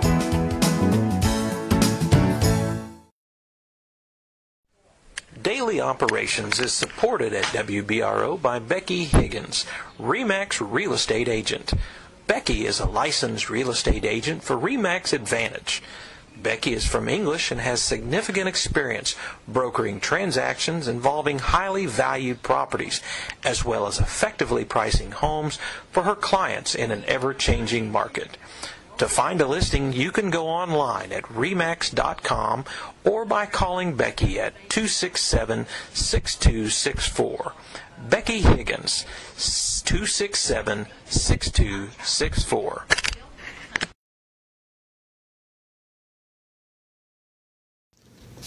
Support for the broadcast of Crawford County Sports Broadcast is made possible in part by Andy Howe Auction Services. Andy Howe can be reached by phone at area code 812-620-1121 to find out more and for availability. Andy Howe Auction Services, also on Facebook. Daily Operations is supported at WBRO by Becky Higgins, RE/MAX Real Estate Agent. Becky is a licensed real estate agent for RE/MAX Advantage. Becky is from English and has significant experience brokering transactions involving highly valued properties, as well as effectively pricing homes for her clients in an ever-changing market. To find a listing, you can go online at remax.com or by calling Becky at 267-6264. Becky Higgins, 267-6264. Whether you're buying or selling a home, at Integral Home Inspections, we believe a quality home inspection starts at the foundation and ends at the roof. Contact Paul Broughton for your home inspection today at 738-9246. Also, be sure to follow us on Facebook for home maintenance tips. The Community Foundation of Crawford County is a proud WBRO sponsor of Lady Pack and Wolfpack basketball.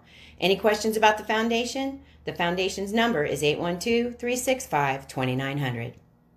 And on the web at cf-cc.org.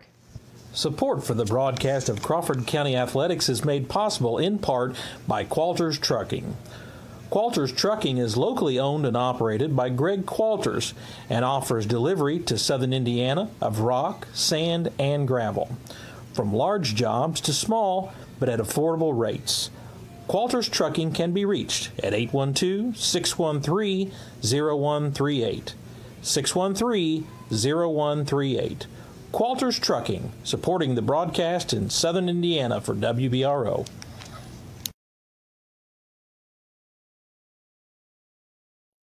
Whether you're buying or selling a home, at Integral Home Inspections, we believe a quality home inspection starts at the foundation and ends at the roof. Contact Paul Broughton for your home inspection today at 738-9246. Also, be sure to follow us on Facebook for home maintenance tips.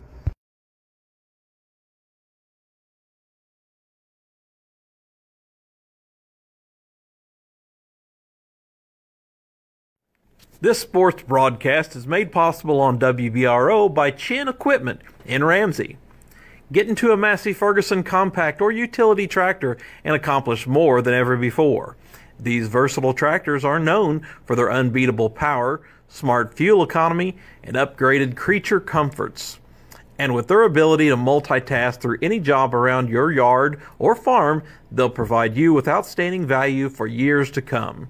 Do all you need to do with more with a Massey Ferguson compact or utility tractor. You can contact Chin Equipment in Ramsey to find out the right model for your operation.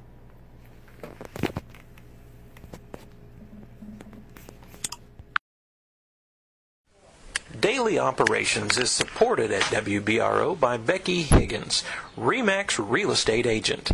Becky is a licensed real estate agent for RE/MAX Advantage. Becky is from English and has significant experience brokering transactions involving highly valued properties, as well as effectively pricing homes for her clients in an ever-changing market. To find a listing, you can go online at remax.com or by calling Becky at 267-6264. Becky Higgins, 267-6264. The Community Foundation of Crawford County is a proud WBRO sponsor of Lady Pack and Wolfpack basketball. Any questions about the foundation? The foundation's number is 812-365-2900. And on the web at cf-cc.org. All right, here we go. What do you want to give? Support for the broadcast of Crawford County Athletics is made possible in part by Andy Howe Auction Services. Andy Howe can be reached at 812-620-1121 to find out more about the availability of auction services. Andy Howe is also an associate auctioneer for Holderman Real Estate and Farm Management Services. Andy Howe Auction Services can also be found on auctiontime.com as an authorized auctioneer to sell online from lawnmowers, tractors, farm implements, and more. One item to multiple lots. Andy Howe Auction Services, 812-620-1121. 4550, and I sold out your way. This sports broadcast is made possible on WBRO by Chin Equipment in Ramsey. Get into a Massey Ferguson compact or utility tractor and accomplish more than ever before. These versatile tractors are known for their unbeatable power, smart fuel economy, and upgraded creature comforts. And with their ability to multitask through any job around your yard or farm, they'll provide you with outstanding value for years to come. Do all you need to do with more with a Massey Ferguson compact or utility tractor. You can contact Chin Equipment in Ramsey to find out the right model for your operation.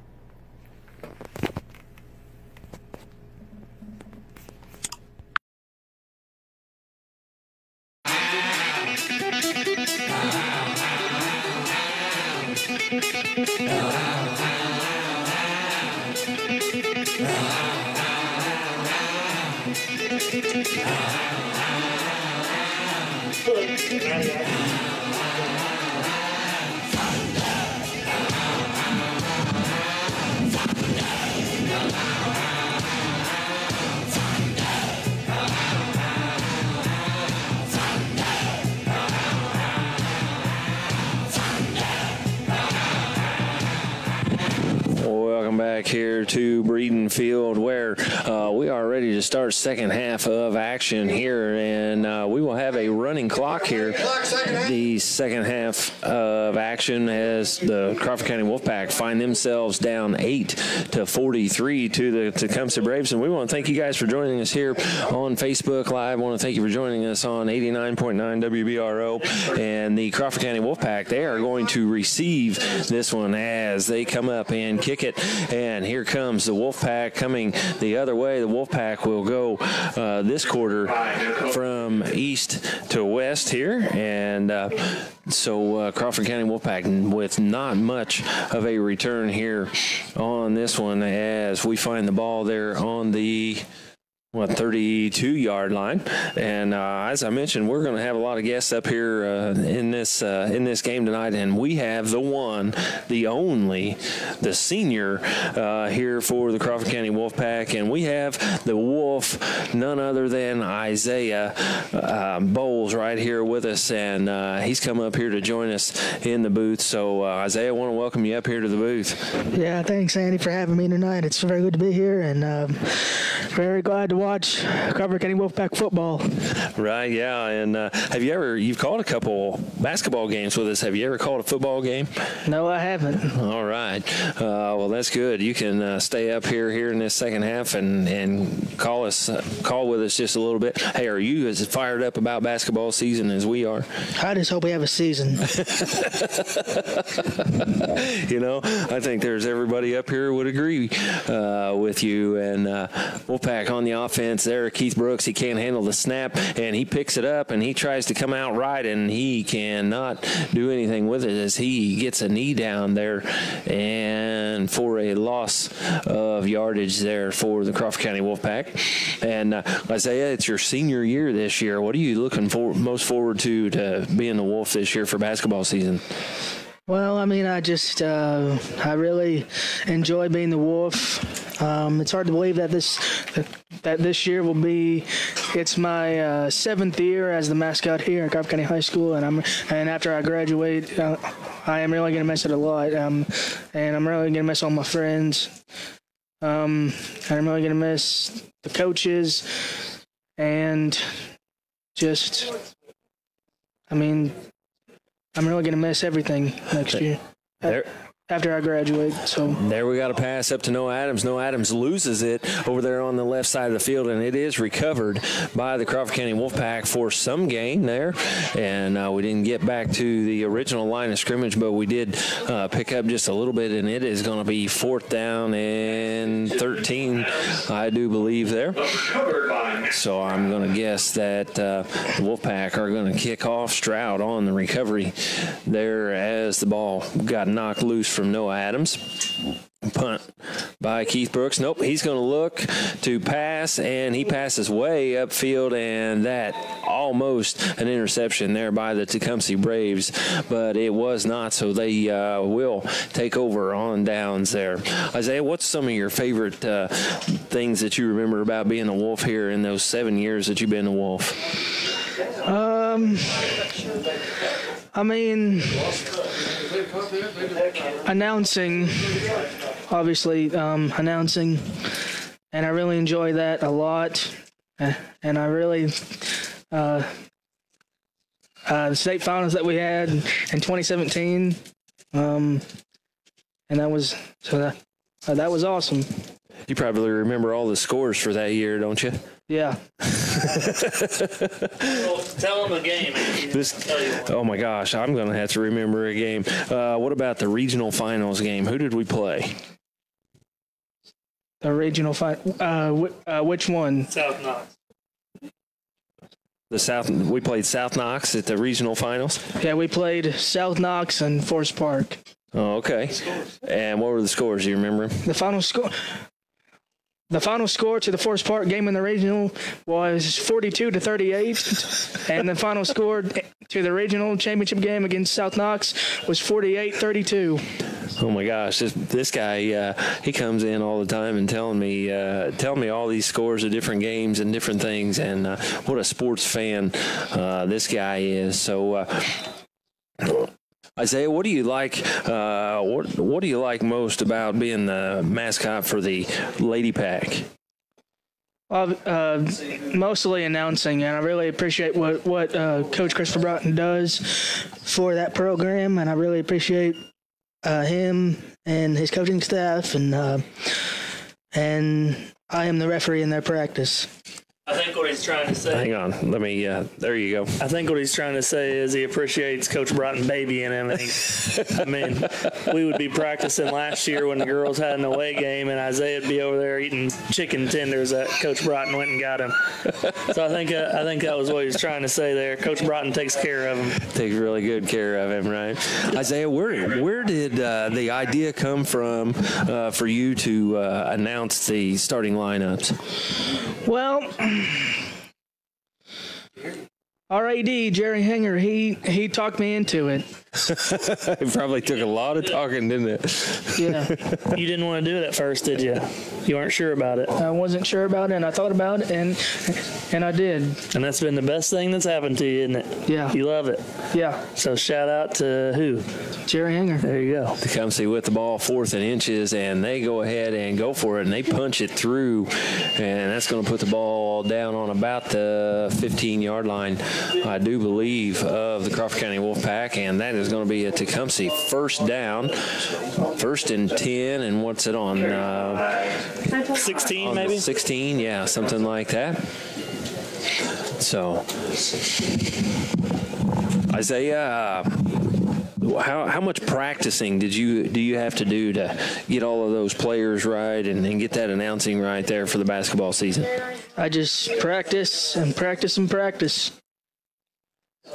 And there Tecumseh, they hand the ball off and they with a pitch, but there is too much laundry there on the field as the referee says you guys jumped just a little bit too soon, so the ball is going to come back. So again, Isaac, we get down here in this red zone and we've got some defense so far here tonight. It hasn't always ended up well, but we've got to see a little bit of positive here. Yeah, I mean, anytime you got to make them go 15 yards instead of 10, it's a good situation to be in, but we have to be able to, put together 4 stops instead of just 3 like we did earlier on. So hopefully we can get a couple stops here.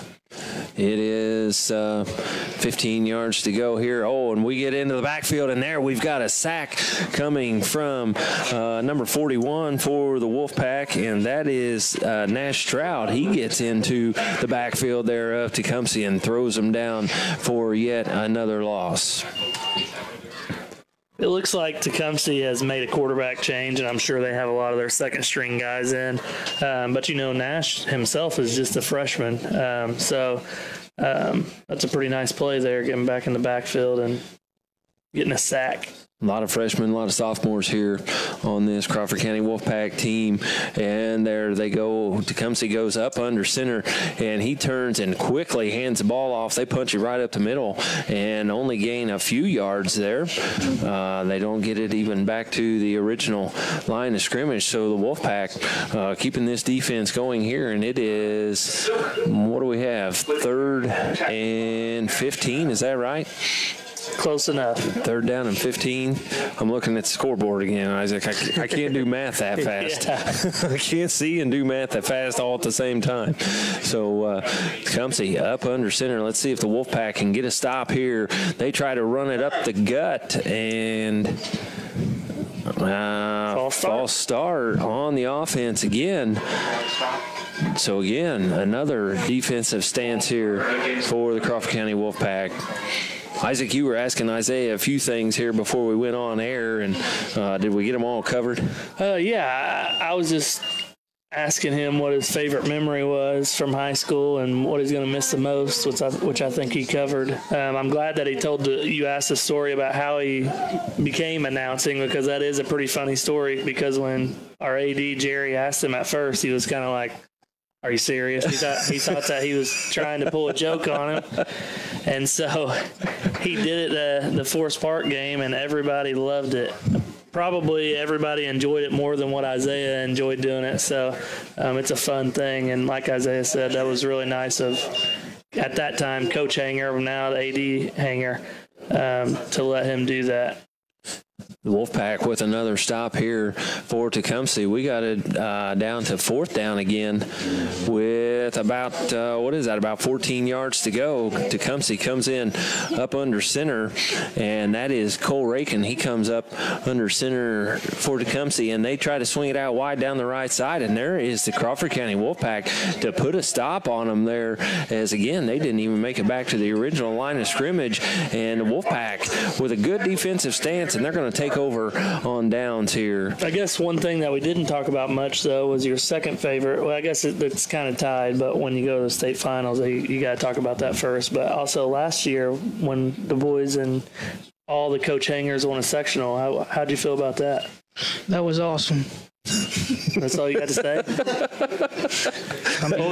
What was your favorite part of that sectional championship run? Smack in the face.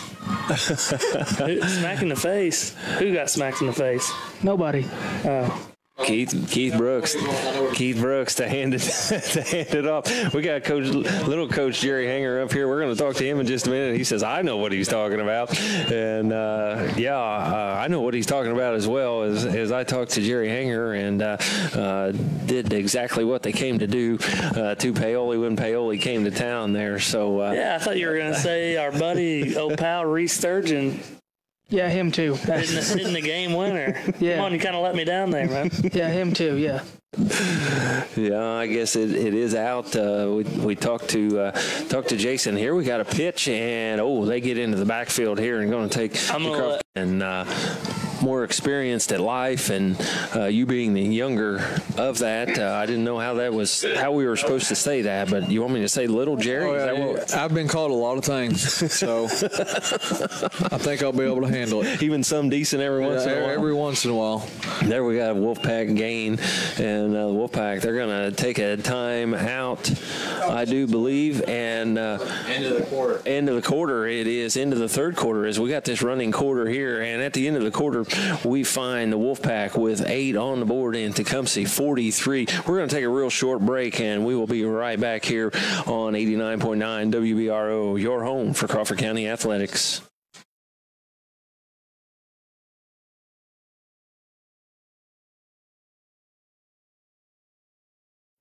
This sports broadcast is made possible on WBRO by Chin Equipment in Ramsey. Get into a Massey Ferguson compact or utility tractor and accomplish more than ever before.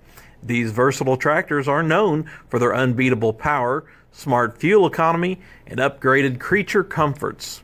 And with their ability to multitask through any job around your yard or farm, they'll provide you with outstanding value for years to come.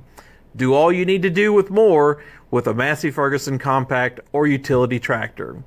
You can contact Chin Equipment in Ramsey to find out the right model for your operation.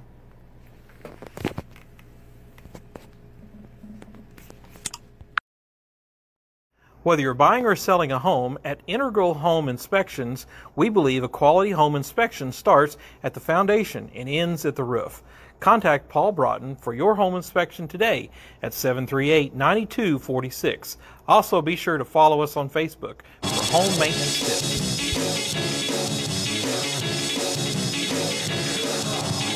Welcome back here to Breeden Field as we have fourth quarter of action here at Breeden Field, where we find the Crawford County Wolfpack. They are trailing in this one 8-43 Tecumseh. They just jumped out way ahead there at the beginning, and Crawford County making some good stances here to just see some positive here for the Crawford County Wolfpack defense as they get down into the red zone, and they've done a nice job of making Tecumseh work for it, getting in there. So again, we're joined by Little Jerry Hanger up here, and Little Jerry, he takes over as the helm of the Crawford County Wolfpack boys program. And Jerry, my understanding was after last year it was going to be a couple-year deal, and then you guys were going to hang it up.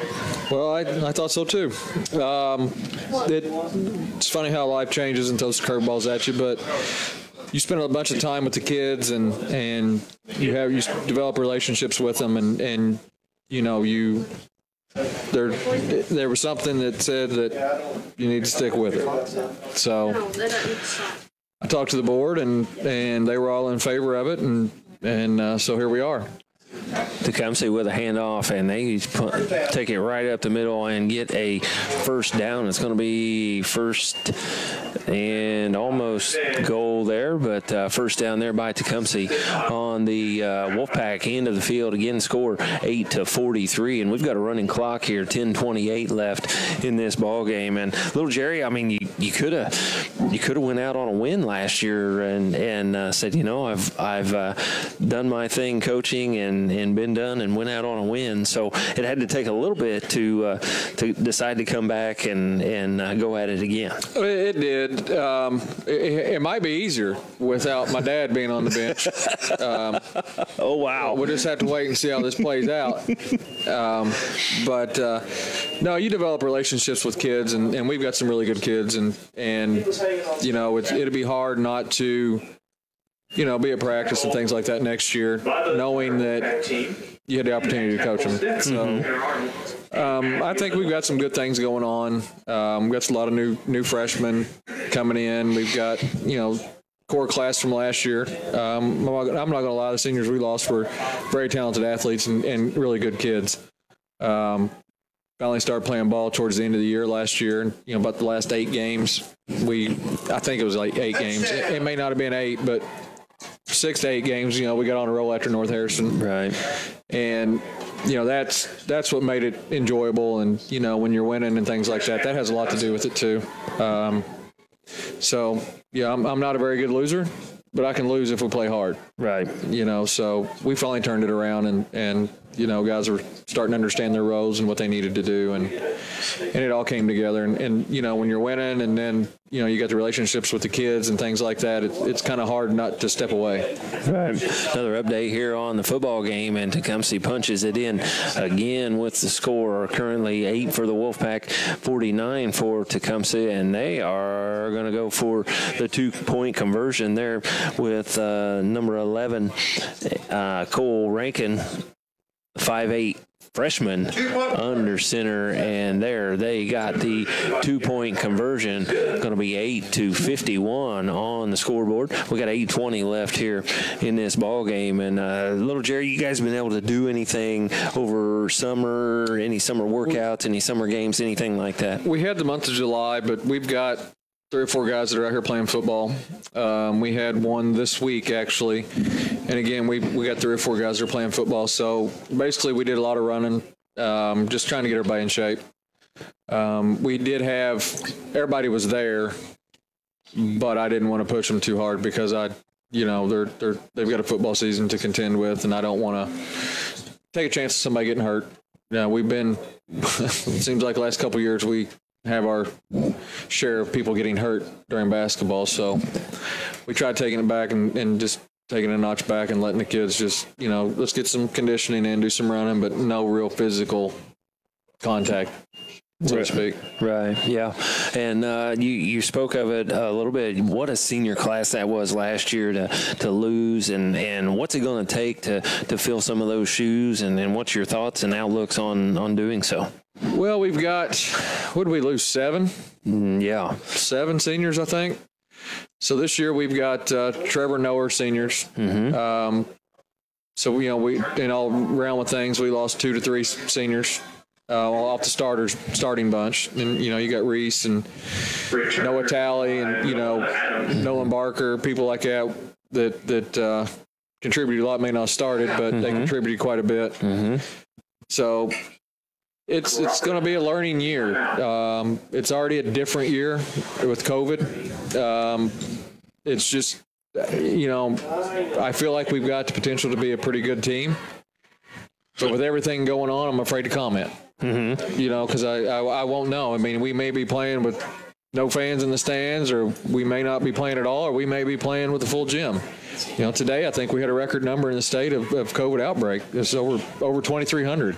Mm-hmm. So I'm very, very skeptical and cautious of, and I set the kids down and I told them all, this was just Wednesday night. You guys got to be careful who you're around, wear your mask, don't expose yourself to people that you normally wouldn't expose yourself to. And let's be smart about this, because if we want to play, it's going to be up to us. Mm-hmm. So it's a weird time. Right. Right. Weird time for everybody. It is. And then, here we are, and I got my mask on. I've been doing the chains and stuff out there, and my mask has been, I've never been one to wear jewelry or anything like that. So this mask is really, really hard for me to keep it on. Right. Yeah. So, and I know everybody else is dealing with it too, so I can't say anything. So. Right, deep pass there. Keith Brooks intended way downfield, and that was intended for Ashton Arnold, and they just couldn't connect. That would have been a nice little play there by the Crawford County Wolfpack as they find themselves 2nd and 10 with the ball on the 42-yard line. Coach, I asked Coach Christopher Broughton, does this make you coach any different, knowing that, we could be sent home for 3 weeks and we could play tonight and we may not get to play for 3 more weeks? Does it make you coach a little bit different or your thought a little bit different? To an extent, yes. It's a weird situation to be in. You've got, we're trying to prepare, trying to get them in shape. And like I said, we can only have them for 2 days a week for 2 hours each. And it's hard to keep high school kids in the gym for 2 hours and keep their attention. So we've been going about an hour and a half. They always want to stay longer, so I'll turn them loose about the last half hour and I'll let them play. they only got one rule: they have to play hard and they got to play defense. But the last 30 minutes, 15 to 30 minutes, I let them go up and down the court, and after I get all our stuff done, and I coach in the middle of the court, or I stay away from them, and I make them, if they're not in, they got to get off the sides and kind of contain themselves. So it is definitely different. Definitely different, and it's that's the only way to say it. I mean, it's just a different time. So. Right, more of a upbeat anticipation, knowing that this could be it. I think we'll play. Right. I think that I think the IHSA will have a hard time. They took a really big financial hit last year by not having their moneymaker in their tournament. So I'll look for them to try to have it again this year. At the end of the day, money does talk to some people. I don't know. This is a health thing, and hopefully it doesn't come down to money or something like that. I think they need to take the safety first. So I don't know. Like I said, this is just unknown territory. Right. We were on the bus last year on the way to the regional, made it to Birdseye, and got a phone call, said it's been postponed. Right. So we turn around. So we're still going off of that. Every time I'm in the gym, I'm gunshot. This is going to be the last time I'm even in here, or what are we doing? So, like I say, Coach Broughton and I, we talk about once a day, see each other 2 or 3 times a week. Him and I go over a lot of notes and things together, and we're trying to do the same thing, boys and girls program. That way we're consistent. If there's any issues or anything like that, if the girls' team's done it, the boys' team's done it too, or vice versa. So, him and I work well together, and him and I both are looking forward to the season. But, things could change in the blink of an eye. So. Right. What do you, as Tecumseh, they kind of get about 15, 20 yards there on that run, running right up the gut. And we've got 3:20 left here in the ballgame. Jerry, what do you think how do you think it's going to be different this year with you more at the helm and maybe your dad? I've talked to him, and he says, I'm not even going to pay any attention. I'm just going to do what I'm supposed to do. Oh, he's lying. I can tell you that right now.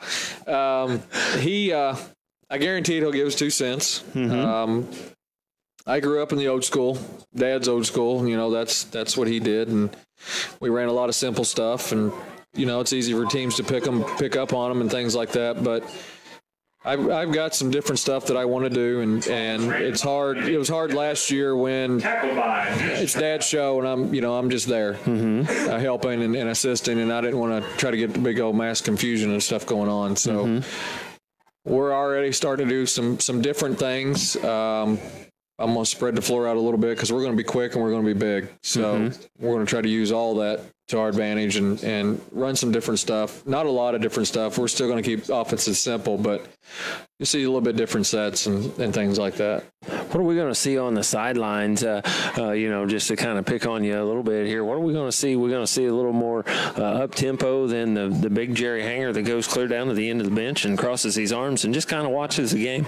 It depends. I'm pretty competitive, so big part's going to be is I'm going to have to not watch the game as close as I really want to, because I don't want to, try to start officiating and then pick a fight with some officials. So I got to be careful. I had that problem down at Tell City a couple of years ago, and that's we got that tournament again this year, and I dread that tournament. But that's the hard thing is Dad's got the fire, but he knew when to calm down and when to push things and when not to. And me, on the other hand, I got to figure that out. So I got some good guys behind me. I got Parker Hudson's going to coach the JV team, and I got a friend of mine that I grew up with my whole life. Matter of fact, his name's Brandon Pace, who's my assistant coach. He is the son of my dad's assistant coach when Dad was coaching at North Harrison. Oh, wow. So somebody that I trust and respect, and so we got some good staff since Isaac didn't want to help us this year, and he's spending time with his family. I had to throw that in there. I don't think it's didn't want to. No, Isaac's behind me, but he had to spend some more time with his family, and I understand that, which is the only good thing for me is I get to take my son with me to practice. So he goes about every day, and I don't know how that's going to work with COVID. So I've not had him in the gym yet. So we'll see how that plays out. Right. What are you most looking forward to this year? I just like to compete, and I want to see the kids getting out and competing, and I want to see them. I want to see them playing hard, and hopefully we'll win some games doing it. But as long as if we come out and play hard, and everybody says that you come out and play hard and you give it your all. But that's true. Kids are coming out and doing their best and trying as hard as they can try. That's all you can ask. So just got to get on the court. Hopefully we'll get a play. Right. Yeah.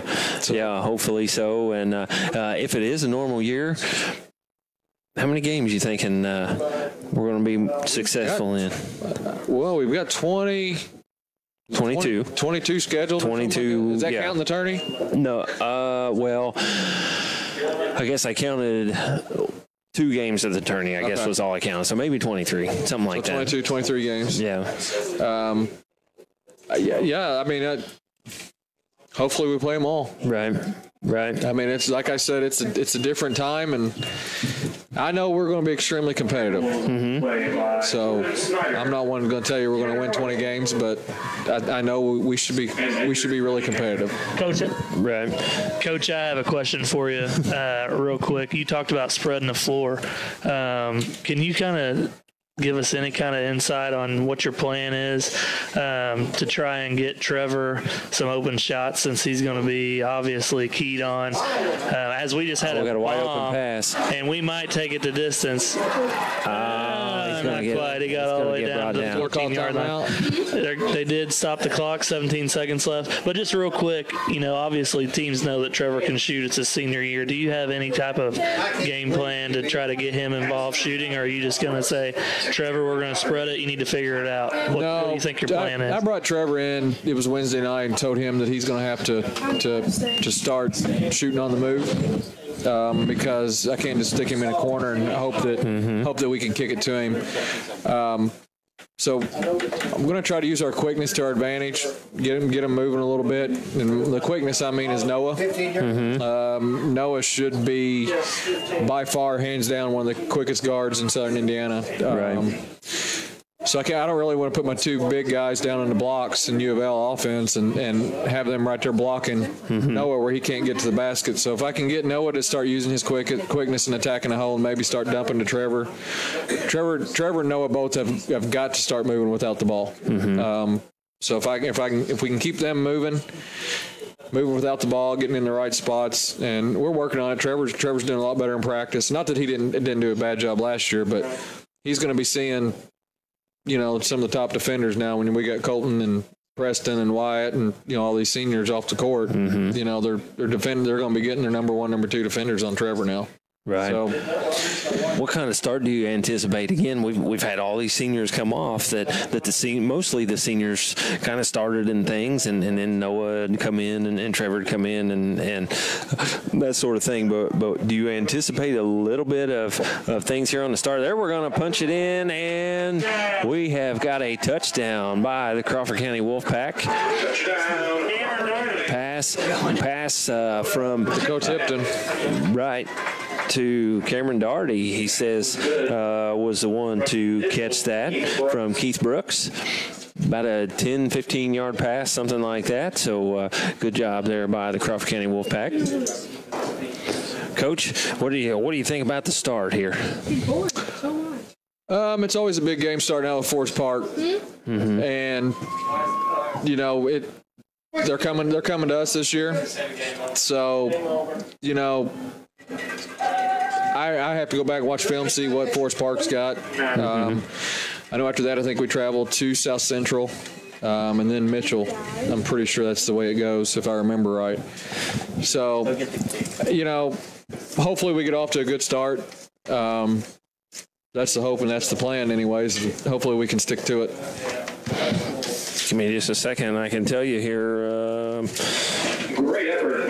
Started Mitchell. Wait a minute. Friday sectional. Yeah, we started the North Harrison scrimmage. Then we got Forest Park, South Central. Yep. Go down to South Central, and then we go to Mitchell. Yep. So boy, he didn't give you a good home start there to get that. And then we go to Perry. Yeah, and then we need to have Perry's going to be one of the top contenders for our sectional 2 this year. So we might need to have a talk with our AD and figure out what he's trying to set us up for. So he wants all that competition right there at the first, he right? wants to figure out the thing is we'll figure out where we're at and we'll know where we need to be. Right. So right. That'll be good to get there. Right. Well, Jerry, appreciate you coming up here, and you got to spend the second half up here in the warm. So appreciate what you do down there Coach to do Broughton the change. Is not happy with me right now. He's out there doing my job and his. So, well, we want to thank you for coming up and joining us here, and want to thank you for your time there, and thank you for coming back in and stepping up and taking over this varsity position here. And boy, I look forward to the interviews and look forward to the games, and look forward to watching you there on the sideline. Well, I'm gonna have to ask that any questions or anything you're gonna have to ask me. You have to give them to me ahead of time, so I can be prepared. So we don't get the uncensored version, especially if you got Mr. Bowles here with you. Well, I think he's going to be on with us a little bit this season as well. I talked to him the other day, or maybe today. I don't remember when it was, but I said, you want to be on with us some, and he said, sure, I'd be glad to. So I'm going to welcome Isaac to come up and all of his knowledge, because he's one of the most knowledgeable sports guys that I know of or been around here, and just a great guy. And so we look forward to calling those games with you there, Coach. Well, I hope we can put on a show. I think that's what Dad always says. I hope we give a good show. Right. Make a show. Get their money's worth, right? Yep. Right. Coach down there addressing them on the field. I don't know exactly what he's saying. Guys, I'll see you. Thank you. All right. Thank you. Appreciate it. There, Jerry Lynn, and as he takes off the headset, and we look forward to starting basketball here in about a month. If you are would like to be a sponsor for Crawford County Wolfpack basketball, why get a hold of one of us, get a hold of Will, get a hold of Sean, and get a hold of myself, and we will do that, make commercials, and do those different things for you. I'll just say something to piggyback off of that. As somebody who's a Crawford County guy for life, you see West Washington, who has done the stream or the live stream for years, a couple times. This is obviously a very cool opportunity for our school, and I know that you put in a lot of time, Andy, but also Will. The stuff that Will can do is phenomenal. That kid is very talented, just seeing him go to work up here. So if you have the means and it's something that you would like to do, this would be supporting an awesome cause, because I think there were a couple, even some of the girls' games that I would watch from my house. We're getting up to 150 viewers, things like that. I've seen some boys' games up in almost 200 viewers.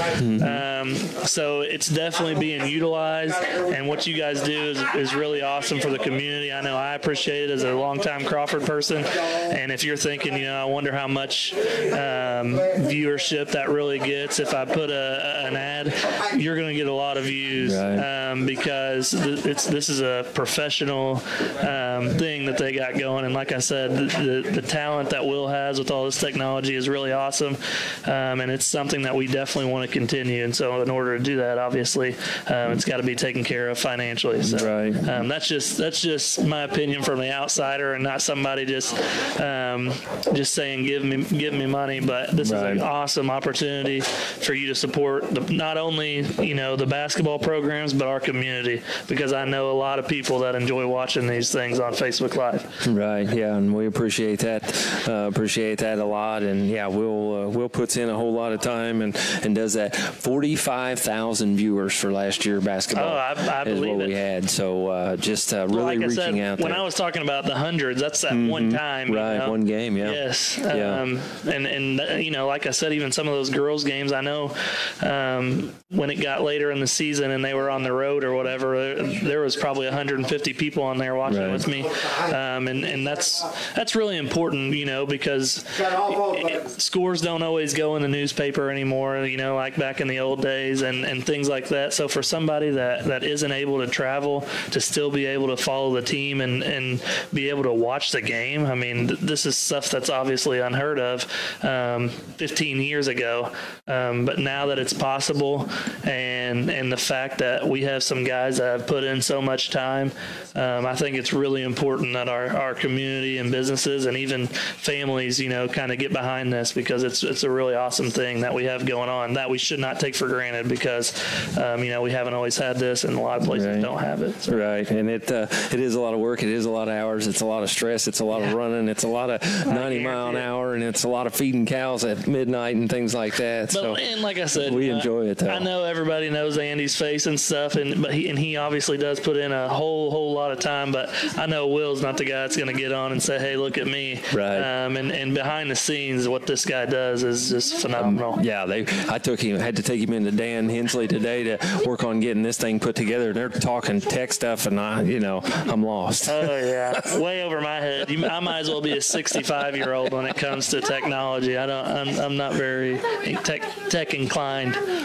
But I'll quit babbling. But that's just my 2 cents. And obviously, thanks for having me on, Andy. I look forward to doing some basketball games with you. Right, yeah, and we do too. And we want to thank you for joining us right here tonight as the Wolfpack falls here in their final regular season game. They've got the sectional next week, and I'm not sure if we're going to be covering that or not. One, we need some financial coverage to cover that. So if that's something you want to see, why get a hold of us and let us know that you want us to cover that, and we'll let you know what that's going to take, because right now it's kind of coming out of our pocket. So to do that, we've got to have some financial standing, and that's through the IHSAA. So we've got to pay them to be able to do that. So Isaac, appreciate it, and we want to appreciate and thank everybody that joined us tonight. Look forward to basketball season coming up here like in a month. We'll be right in the middle of this girls thing and be rolling as long as everything goes. Yep, so it was my pleasure. All right, well, we appreciate it, and we want to thank you for joining us right here on 89.9 WBRO, your home for Crawford County Athletics.